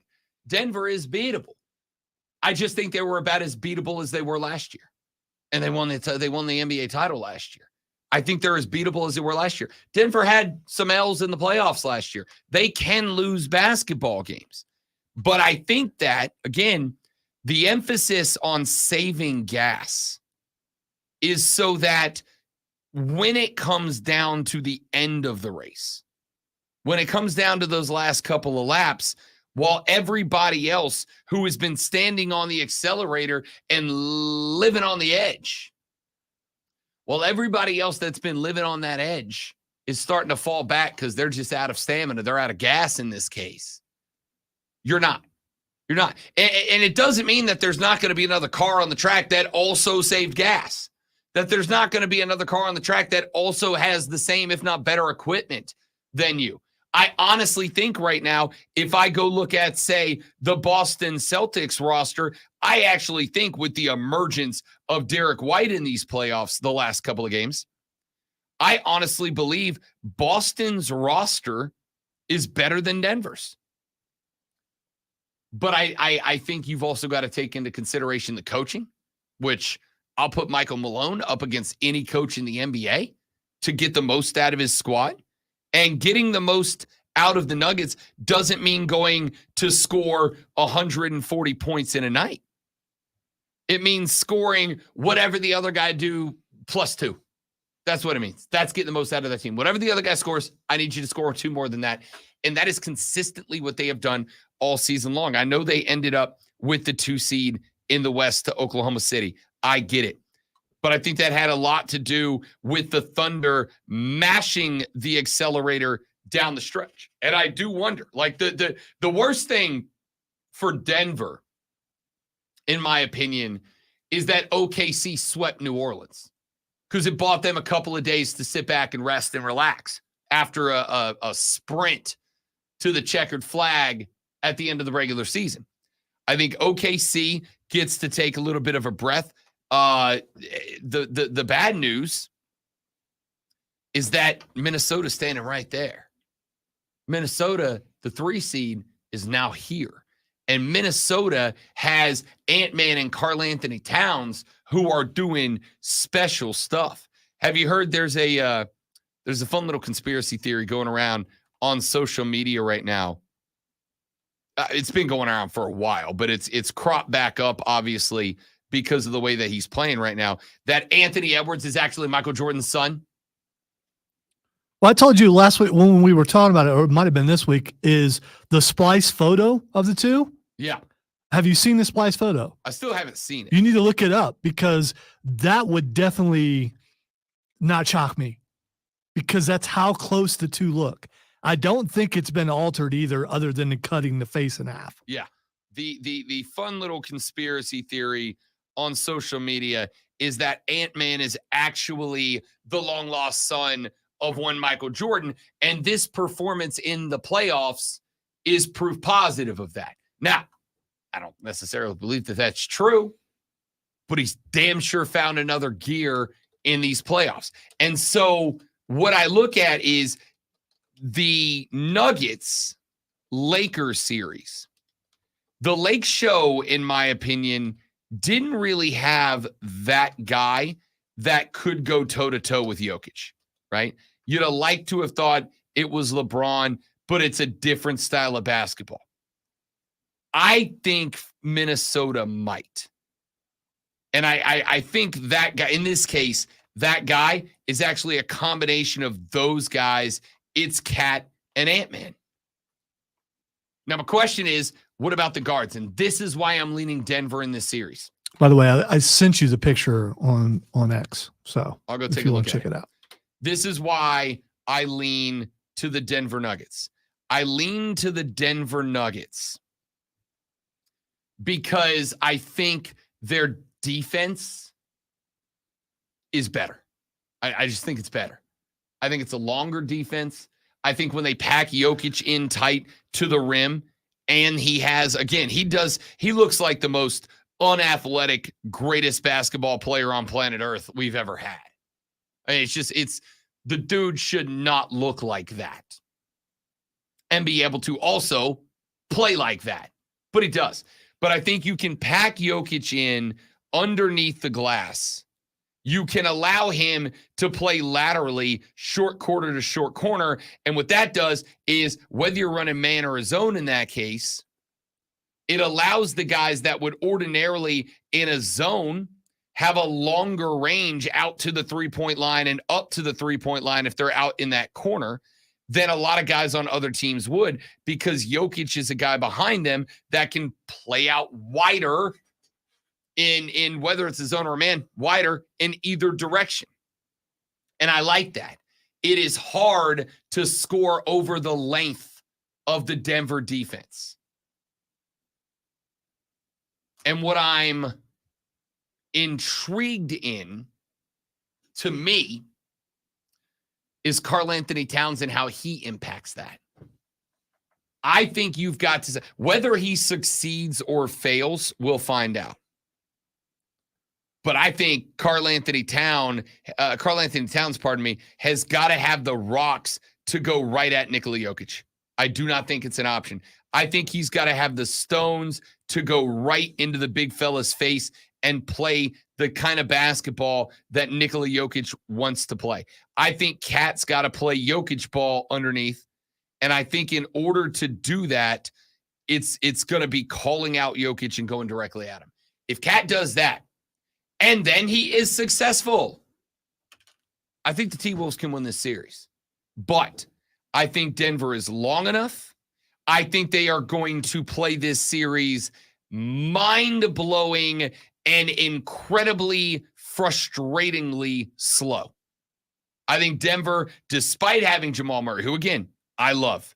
Every time I talk Denver, we talk Jamal Murray, because while Jokic is absolutely the heart and soul of that team, Jamal Murray is as good of a scorer on the outside of a compacted defense as anybody else in the league.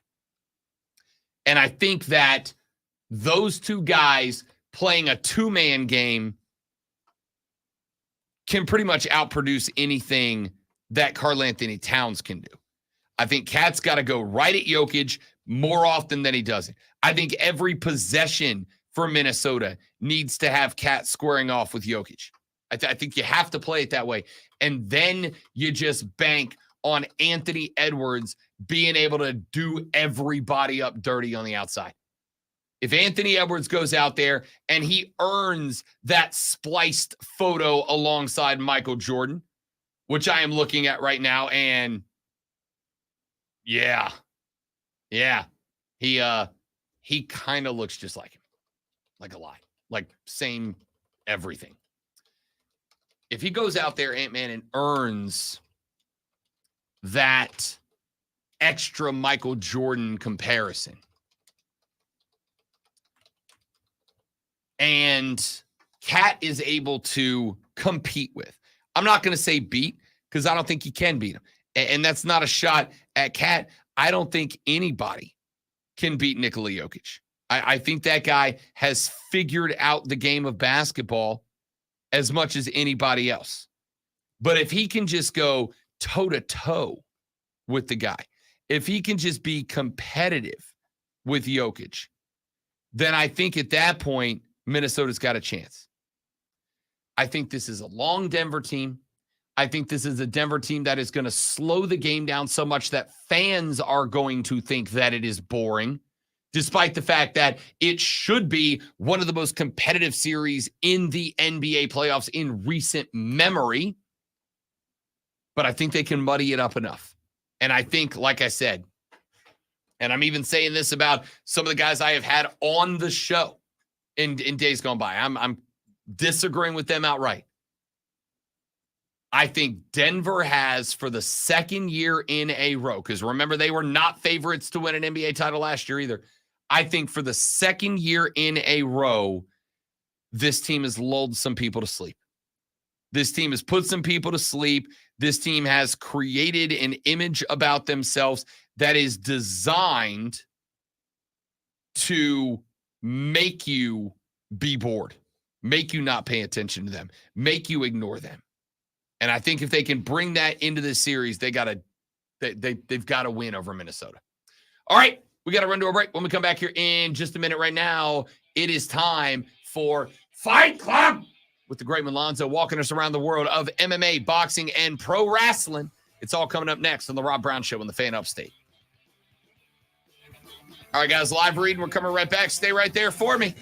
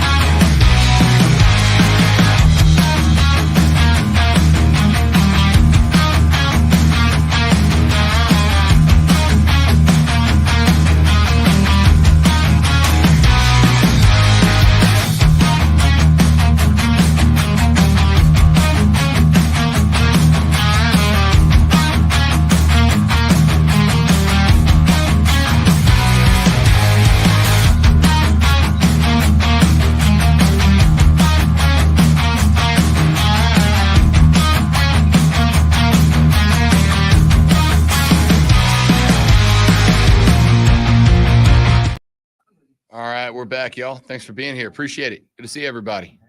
I had a sudden urge to eat. Yeet. No, this. Oh. But I can't. I kind of wouldn't mind. I'm eating all over myself, Maggle. Getting to do that. Still haven't done the Cody Woe, and I haven't eaten before. Whoa.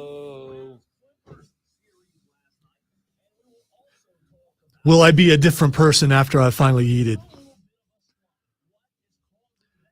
Being a part of the Fireflies for the first time, and unfortunately, it was one of the last times that he did that. Yeah.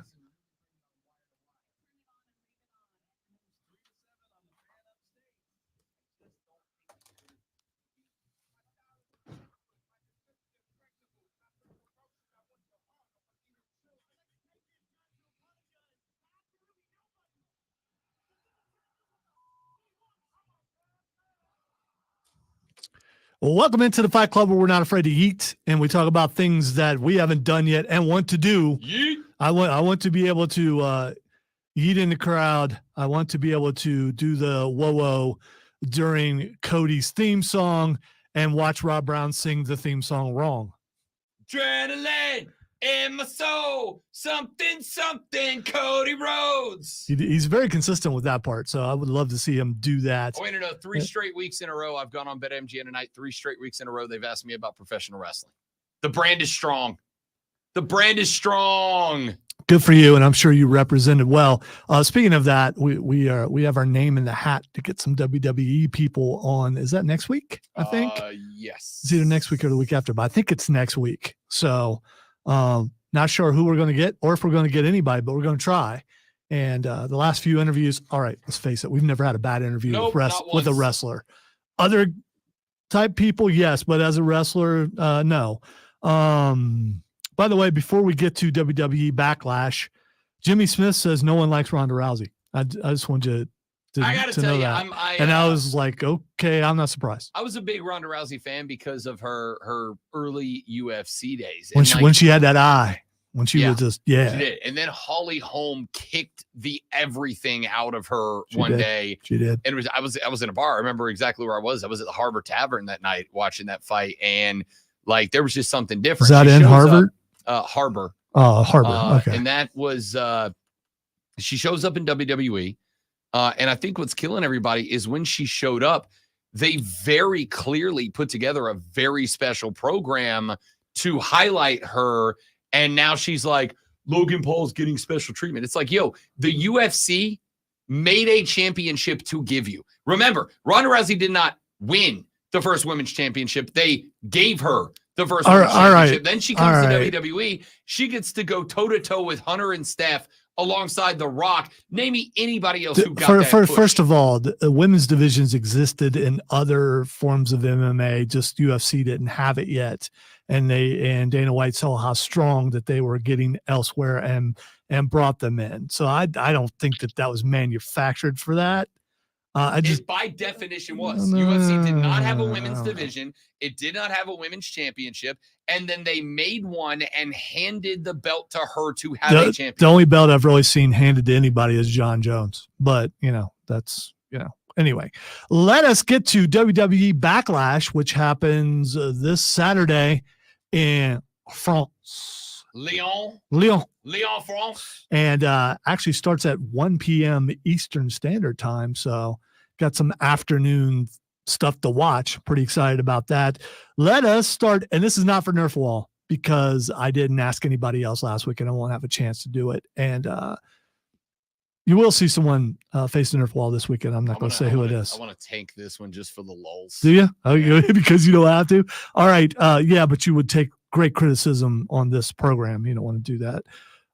The World Tag Team Championships, current champions, Awesome Truth, which is Miz, and friend of the show, R-Truth, going up against DIY, Johnny Gargano, and Tommaso Ciampa. I mean, there's nobody on planet Earth over more than R-Truth right now. But here's the reason I'm not like quite ready to go full tilt lean in on this. It is because R-Truth is, aside from a very solid dude, I think a dude that like he understands his role as a 2-year-old man now. Oh no, he's I think he's 55. 50, whatever he is. Yeah. I think he's about the same age as me. Yeah, he's old, just like I am. But he don't look like it because, as he told us, he never stopped working out after high school. He just kept working out, and it just made sense. Yeah. He's an absolute stud. I think that there is the chance that they use this opportunity to kind of roll over the belt, because he's not a guy that's going to like carry around championships for a very long period of time. I'm actually going to go with the upset here and go DIY, get an opportunity to carry the strap. I'm not. It's the awesome truth. What am I doing? I'm not. It's the awesome truth. Okay. Undoing that. I am going with DIY. They moved the entire family, the entire way, if you will, over to SmackDown. And I do think that they're going to win. And they're more, awesome truth. While good, it's two older guys. DIY, at least younger than them. And you got to push. Hunter's going to push some of the guys that came up from NXT. And I got to believe they're going to win it. All right. The other show, Raw, which is coming to the well here pretty soon. WWE Tag Team Championships, A-Town Down Under, which is Austin Theory and Grayson Waller versus the Street Profits. I think you've got something going with Grayson Waller right now. But the Street Profits, they showed up on NXT the other day. They're kind of starting to slowly move them back to their original face persona, which they were white hot over with. Last time Raw was here in Greenville, they came out like the whole arena was bouncing when they came out. This one's a tough pick for me. This is a 50-50 pick. So coin flip, I'm going to go you keep it on with a dirty finish. You keep it on A-Town Down Under. I am also going with A-Town Down Under. Keegan on the stream says, for Fight Club, I want to see the Sanders family versus the Ball family. Sanders family wins that. I don't know. Dion's ain't got that base he used to. It doesn't matter. He's still faster than Daddy Ball. I'm not disagreeing. Daddy Ball will fight dirty though. Yep. I mean, we know that. But Shador, he can handle Lonzo because Lonzo Ball is always hurt. Just find a spot and kick him in it. Chances are he's already been injured there. Dion and Shador went full heel on social media, getting into a scrap with a kid on a JV or on a FCS team that departed Colorado, and Shador was like, he's mid. We didn't need him anyway. The kid's dad fired back off and was like, why would you talk about my kid? He's not there anymore. And then Dion was like, my kid's going first round of the draft. What's your kid going to do? I got time. LOL. It's like, dude, maybe you shouldn't have time, Dion. Maybe don't have time. I'm sure he doesn't have time this moment because he's preparing for a championship for Colorado. Intercontinental Championship. Yeah. Sami Zayn versus Chad Gable. I got to tell you, the Chad Gable heel turn, I'm okay with it. But what he did to Maxine, you want to dog Cesaro, you want to dog Otis, they can handle it, but don't pick on Maxine like that. Come on, dude. Sami Zayn retains. Agreed. And also, no, you don't pick on Otis either. He's my big special boy. You leave him alone. Otis also on American Idol. Check it out if you get a chance. Kevin Owens and Randy Orton versus the Bloodline, Solo Sikoa and Tama Tonga. You don't bring Tama Tonga in to do all the things that he's done and have him lose. Randy or Kevin Owens, maybe a turn on each other. Maybe Randy turns on KO. I don't know. I got to go. I'm going Bloodline. I am going Bloodline. I don't even think you need one of those guys to turn on the other per se. I think you can have the Bloodline just kind of keep up to their old tricks, right? Just kind of keep doing what they're doing. By the way, there's more Usos running around. There are, right? Including another one who's just been signed. You could end up who with could show up 2.0 that has none of the OG members with the exception of Solo Sikoa in the leadership position, and they start coming out and you just retell the story, repackage. I'm not saying it'll work or not. And then you basically send KO and Randy Owens off to do their own feud on the side. Randy Orton. He might come out of nowhere if you say his name wrong again. WWE Women's Tag Team Championships, Kabuki Warriors. You pretty much have forgotten about the Women's Tag Team Championships because they're just not really doing anything with it. But they're going up against Bianca Belair and Jade Cargill. Time to put a belt on Jade Cargill already. I'm going with Bianca and Jade. Yep.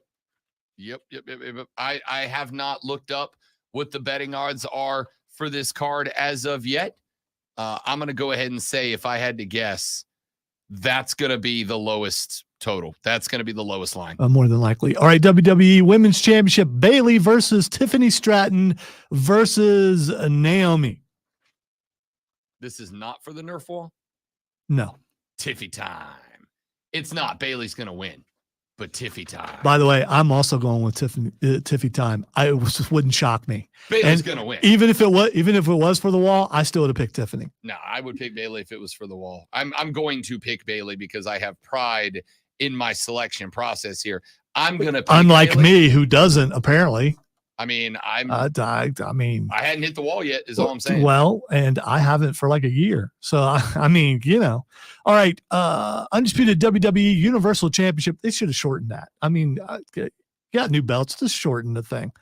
Cody Rhodes versus AJ Styles. I'm looking forward to this match because I don't think they've went against each other before that I can recall. And they have not. In fact, funny enough, I don't know if it was the actual official last match, but one of his last couple of matches, Dusty Rhodes, one of his last couple of matches was a young AJ Styles. So AJ was one of the last guys that Cody's dad wrestled, and one of the first guys Cody will wrestle as champ. All right, and finally, Cody, by the way. Yeah. It's not even going to be. Well, I knew you were going to go Cody. Damian Priest versus Jey Uso for the World Heavyweight Championship. Dirty finish, and Damian retains. All right, so I'm going to go with that, but Dom Mysterio is an evil mastermind who is trying to bring about the demise or take over Judgment Day, and I think he put a hit out on Rhea. There's been another sighting of he with Liv coming out of the same place. They don't show those things without them having meaning. Damian Priest being mad, saying he doesn't need them. Maybe a time to turn on Damian Priest and he loses the belt to Jey Uso. It just would not shock me. That's all I'm saying. It wouldn't shock me, but I also will tell you that I did go look at the odds after I said I haven't looked at the odds. I just pulled them up. Damian Priest is minus 4,000 to win this match.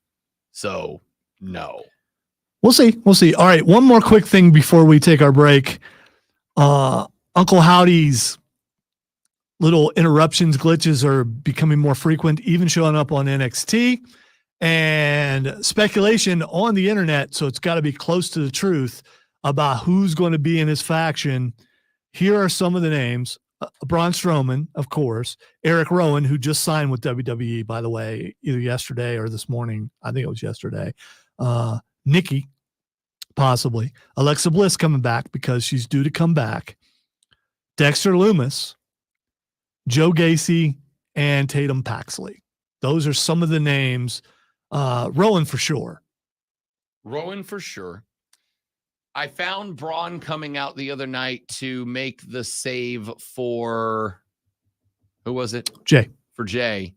I found that real interesting because I don't know. I mean, that's a babyface save in that moment. That's right, because he got up in the face of the lineman and dwarfed the Kansas City offensive line. Yeah, it's pretty sad. But that's how big Braun Strowman is. Yeah, that's more about Braun than it is about the OL for KC. That's a pretty babyface move in that spot to then turn around and put him in a faction that I don't think that the new Wyatt family, whatever they're going to call it, is going to necessarily be a heel faction right out of the gate. In fact, I think they could even set him up as a face. The problem is with the way that you've got the imaging and optics of this thing before it even hits the screen for the first time, like, how do you do a whole horror movie, found footage, whatever setup for them to then come out and go, we're here to help Cody Rhodes. Whoa! Like, there's a couple that I believe Eric Rowan's in there. I think that's a given. Dexter Lumis, as far as I can tell, still on the roster. I think he fits in perfect there. And I think Tatum Paxley. I would love to see Joe Gacy move up and be a part of that, but I don't think he will. I actually like Joe Gacy a lot where he is. I don't know. I don't know who would fall into this. I do know there was like a series of letters and numbers that came out the other day, and it was like a bunch of, and if you someone has went through and found out it's all the initials of everyone you just listed. Yeah. Right. It's all those initials. I don't know. It's interesting, but I will say for the first time in a hot while, welcome to post WrestleMania season.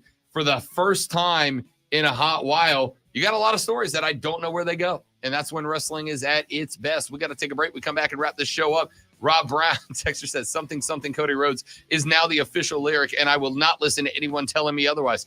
That is the official lyric. All right. We'll wrap up a few sports stories before we call it a day next on the Rob Brown Show in the Fan Upstate.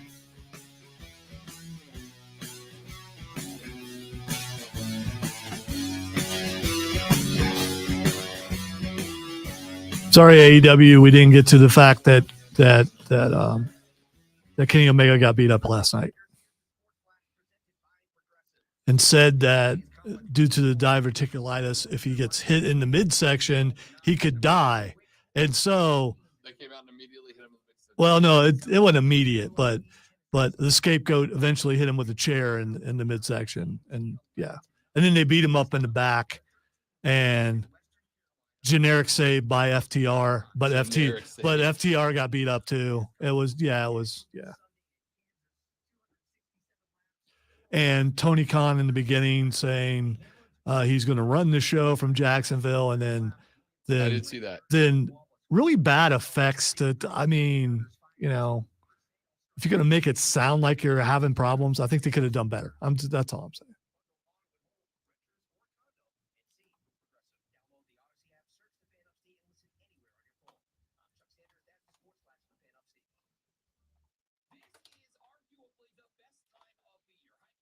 And you shouldn't smile when you have a neck brace on. You shouldn't, because you're in too much pain to smile. Also, it was awesome that he wore it during the draft. I thought that was great. He got some publicity from the NFL. I thought that was awesome, but he smiled too much. I have known a few people with neck braces on, smiling, not something they wanted to do, because smiling, especially if you smile wide, it uses your whole neck. So there's probably any expression where you're moving your face. Try moving your face and it not move your neck. No, I'm literally moving my face. I can't. I also have a really large head, so that might affect what my neck does. And a big neck too, but yeah.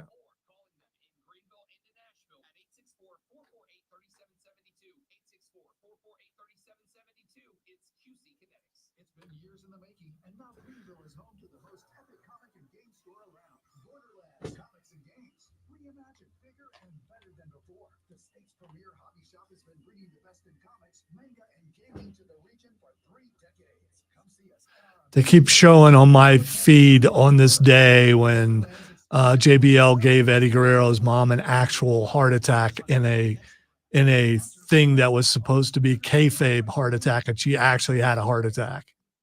I've never heard that story. It was at a house show on Mother's Day weekend. You know what? We could spend a whole segment on Dom's mustache. Hey, did you look at the picture for Ant? Yeah. And I mean, dude, it's legit.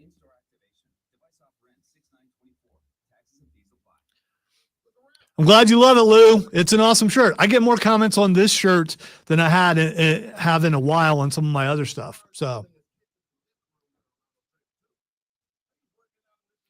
I also told our general manager in a meeting, look, here's my Godzilla arms. I literally did that. I almost broke them. It was close.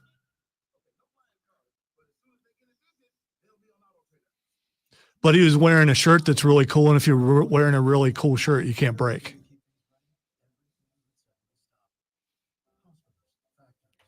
In my mind, it's a Sonny Bono shirt. You know the shirt I'm talking about that Steve wears. It's kind of oh yeah that shirt. Every shirt Steve wears is a shirt Steve wears. I say that with all the compliments in the world. Oh, they're I sweet. don't love I those mean, sequin jackets. I wish I could pull those off, but I mean, they're pretty For the cool. record, Keegan, your wife also has a friend who is 39 and is obsessed with Godzilla. I love Godzilla. Always have.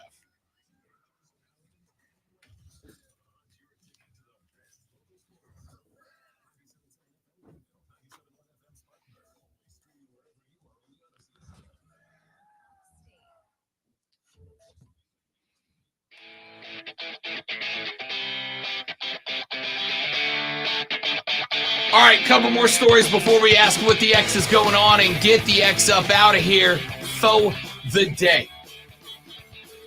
Texas A&M head baseball coach Jim Schlossnagle has... Nailed it. I feel like I did. Schlossnagel. Sounds like Schlossnagle. Schlossnagle to me. Yes. Believes that a pitcher was cheating in the bullpen during the Georgia-Texas A&M game that happened last weekend. In a text to the Associated Press, Schlossnagle called out Georgia pitcher Christian Maracna, saying he believes Maracna was putting a foreign substance on the ball. Sound like the pigs from Shrek. Schlossnagle. Maracna was seen on video appearing to work on his glove while crouched in the corner of the bullpen during the Bulldogs' 5-4 win over the top-ranked Ag College Station. He was also seen reaching for something behind a post. Then he was seen in another video touching the thumb area of his glove with his right fingers between pitches when he was on the mound. Martin pitched the last 2 innings of the win through 23 strikes in his 30 pitches, struck out 6 batters in a row to end the game. Did he also pick his nose and pull his underwear out his booty? I mean, sounds like they're watching pretty closely everything this dude was doing. Well, I'll tell you what. On the stream right now, I'll share the video that led to this little thing. And I am going to tell you, as a noted baseball nerd, as I have been referred to very frequently, I actually am all in, bought in on this is the case. So the video was taken by an Aggie fan looking down into the Georgia bullpen, which is down past the right field fence. It's well kept. It looks really nice. I mean, it is like it's a pen, dude. Like it's an old school pen, open air, 4 fences. That's it. Anyway, the fan watches him go into the corner and then just kind of kneel down. And then he's kind of just like fiddling with the glove between his footsies down there. And he's down there for a minute, still down there. He's obviously reaching for something out in front of him. Then he goes back to the glove. Then he's just kind of, and then finally, would you look at that? Oh, ready to go. There's my glove. All right, let me just throw the glove on. And you can see him. He kind of keeps tweaking and twerking the glove a little bit as he's getting set for his warm-ups. Even then, as we mentioned just a little while ago, go into and then dominate that baseball game down the stretch. So the Aggie coach has now outright accused him. Now, there is more video out there, actually. There is more video out there from this game, up to and including a spot. Now, I'm not gonna play the sound on this. It is another short one, but I'll pop it up on the stream, facebook.com/thefanupstate, twitter.com/thefanupstate, or the Rob Brown Show on YouTube or Twitch. There is a video that, and for the record, there were a few different clips like this that were posted after the game. But you can see in the video, Maracna, after getting the ball back after a foul ball, you can see him put the ball in the glove, and then he takes the fingertips, which is where you put the sticky stuff, and he kind of rubs it on the top portion of his glove, and then he goes right back in on the ball. Yeah, you definitely see him do that, Yep. for sure, without a doubt. So this is really interesting to me that a fan video that got posted on social media went around, and they pretty much, I mean, I can't say they did get the guy, because I don't know that there is a way for them to know if they definitely got the guy. But I would be willing to say, great one. Yeah, this dude definitely cheated. Yeah, it looks indisputable, but I don't know. Yeah, this dude definitely 100,000% cheated. And Texas A&M just straight up caught the game. Sorry, not Texas A&M. A Texas A&M fan just straight up caught the dude openly cheating in the bullpen, and it's like wide out there. That's incredible to me. That's incredible. Again, I don't know what you can do about it now. The game's over, but they ended up winning that baseball game.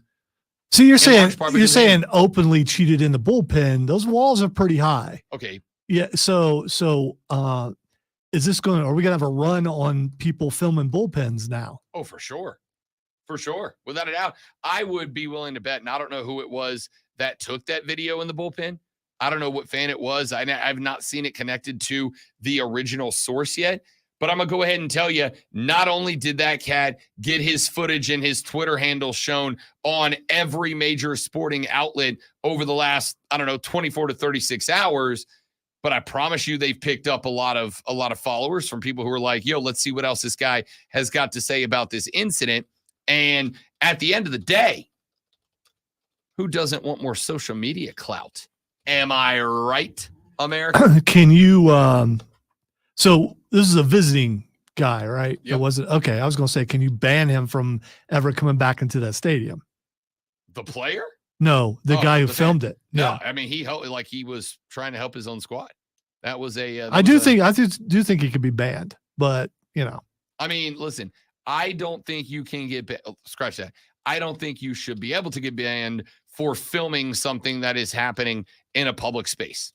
And yes, even though it is a private ballpark, in the circumstances that's in, it's a public space. But again, it was a Texas A&M fan who grabbed a 30-second video of a Georgia dog, to me, obviously cheating, and then costing his team a dub. Like, what are you going to, they're going to be grateful for that, I would ultimately think. All right. Got a few more things. We talked about this one a little earlier in the show, the Carolina Hurricanes. If you would like to head up to go watch the Canes and the Rangers play in round 2 of the Stanley Cup Eastern Conference of Championship in the semifinals of the Eastern Conference, you got to know a guy, and or you just got to live here. But you must have a credit card that is directly connected to the state of North Carolina, to the state of South Carolina, or to the lower half of the state of Virginia, if you would like to purchase a ticket to go watch the Canes take on the Rangers in round number 2. Are we good with this? Are we good with teams utilizing this strategy to protect this house? Because we talked about Joel Embiid earlier this week getting up on the 76ers fans because they effectively allowed the New York Knicks fans to turn Wells Fargo Arena into Madison Square Garden South in the last game that they played there. And there is a couple of tech bros as well as the Philly management that are buying something like 4,000 tickets for the next game back in Philly, which is tomorrow night. Like 4,000 tickets to make sure that they all go to 76ers fans for this next game. The Canes were like, nah, we don't really want to go through all that. We'll just make it where you're not even allowed to buy a ticket on the original market if you're not from here. If you're not from here, we want it to be a true home ice advantage. I'm good with it. I think I am. The more I think about it, yeah, it stinks. Let's say you're a New York guy who's down here and you don't get the chance to go see your Rangers play very often. And you're like, all right, Raleigh's what, 5 hours from here, whatever it is. I'm going to go ahead. I'm going to pack it up. I'm going to head up to Raleigh and I'm going to go watch the Canes play. No, you're not. No, you're not. All right, time for Twitter trending topics, or that's what it used to be called. Now it's called What the X. So we're gonna ask Rob what the X is going on. He gave me a look like what are you doing? What are you even doing? I'm finishing the day off the way I started. The first thing that is Xing is X-Men 97. Okay, so did not get a chance to watch the new episode last night because We can move on. there were all the sports in the world. No, I don't want to because I've seen a couple of clips from the new episode last night, and I'm going to tell you that yes, please. It looks incredible. Did you watch it? I did. And Yes. I really enjoyed it. Yes. I'm very I some love this surprises show. in there. I was spoiled about one thing by Rob Brown, I but didn't spoil it.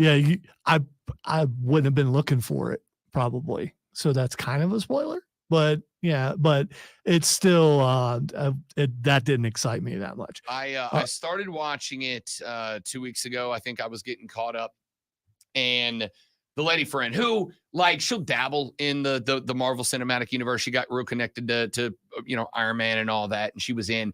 I'm watching. She walks in, and I don't remember what scene was on, but she's like, "Oh God, cartoons really? It's like too much." And I'm like, "Dude, this is a cartoon from my childhood. It is a continuation of a childhood cartoon. I'm gonna watch it. If you don't like it, shut up and leave me alone." And she's like, "I'm going to. I don't care." And then the next thing you know, 7 minutes later, she's like, "Who's that? Who's that? What's he do? What's his power? Who's that? Where's he going? Wait. Where'd that guy come from? Wait. What's the bad guy? No. I thought he was a bad guy, but now he's a good guy. He was a bad guy. Now he's a good guy. Wait, now the good guy's a bad guy. What?" It was fantastic. It's a good show. So give it a chance if you haven't watched it yet. All right, the next thing that's Xing is the final boss. Dwayne. Diarrhea. wrestling is cool. Dwayne. Why is Dwayne? I saw the story about. I guess during one of the filming of one of their movies, he and Ryan Reynolds were getting in big fights because The Rock was showing up to movie sets like hours late. At 8 time. hours, yeah, 8 hours. That's not why. Although that's a whole day of work. that's Dwayne. still a thing though. No, today is Dwayne's birthday. He is your age. Close. He's 52. Okay. All right. Dwayne. All right. The next thing it's Xing is Pat McAfee. Dude, Pat's on a heater right now, bro. On a heater right now. He's killing it on Raw. He has made Michael Cole the best version of Michael Cole that we have ever seen on Raw. He is being asked to do not just sit at the desk and talk, but out in the ring interviewing segments. And then his show is out here making waves every day. His show is making waves every day. He has got some segment or something that gets the sports world talking about it. Listen, I should hate Pat McAfee because Pat McAfee is literally living the description of what I wanted my show and my life to look like years and years ago, down to up and including being on Raw. And now my dude's living it. And I am not mad at Pat McAfee because, yeah, sounds awesome. All right. Today's his birthday also. He is. So he has a birthday the same day as the final boss. Dwayne? Yes.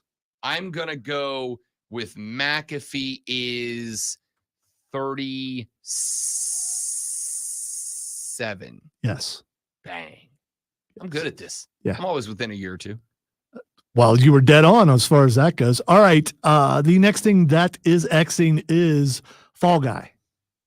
Are you intrigued by this movie? Yes. Yes, I am. I think I am. But I'm a little worried I'm going to get got. I just got that feeling. What do you mean by that? I keep hearing you say that, and I don't know what that means. That I'm going to go and not enjoy a movie. If I have questions about a movie, I usually don't go. And then I find out later when I watch it on stream that I was right. It's just an instinct thing. And it's, I want to say 98% accurate over my vast and expansive last time. This is going to bother some people. I liked it. I liked the first half, but I did not like the second half of the latest Ghostbusters movie. I think that's the last movie that I saw. The one that just came out? Mm-hmm. Okay. I haven't seen it yet. Really want to. It's like the writers got bored halfway through. I don't go to as many. Well, you got 37 jobs, and it's so I get it. But anyway, the premiere's tonight, and you can go see it, today if you wanted to. And I might. Ladies and gentlemen, that's going to do it for us. Next time we talk to you, or at least on the radio, it'll be Friday. It'll be time to partay on a Friday. So make sure you're back here. You're Tell your not friends going to about do the Friday thing. I do Friday. I like Friday. I don't hate Friday. Really? Yeah. I don't know. I don't hate Friday. That sounds like 2013 ish. So 2000 and late. We'll see. I might say Friday tomorrow. I might not. You'll have to come back and find out. There it is. Spoiler alert to make sure you're here tomorrow from 6 to 10 a.m. for the Rob Brown Show on the Fan Upstate later. Yeah! All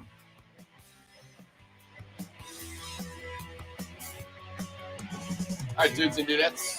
Robbie B is a grumpy Gus today. So, None of you noticed that. I'm a grumpy Gus. Did nobody notice that because you played it off so well. I'm a thespian. Yeah.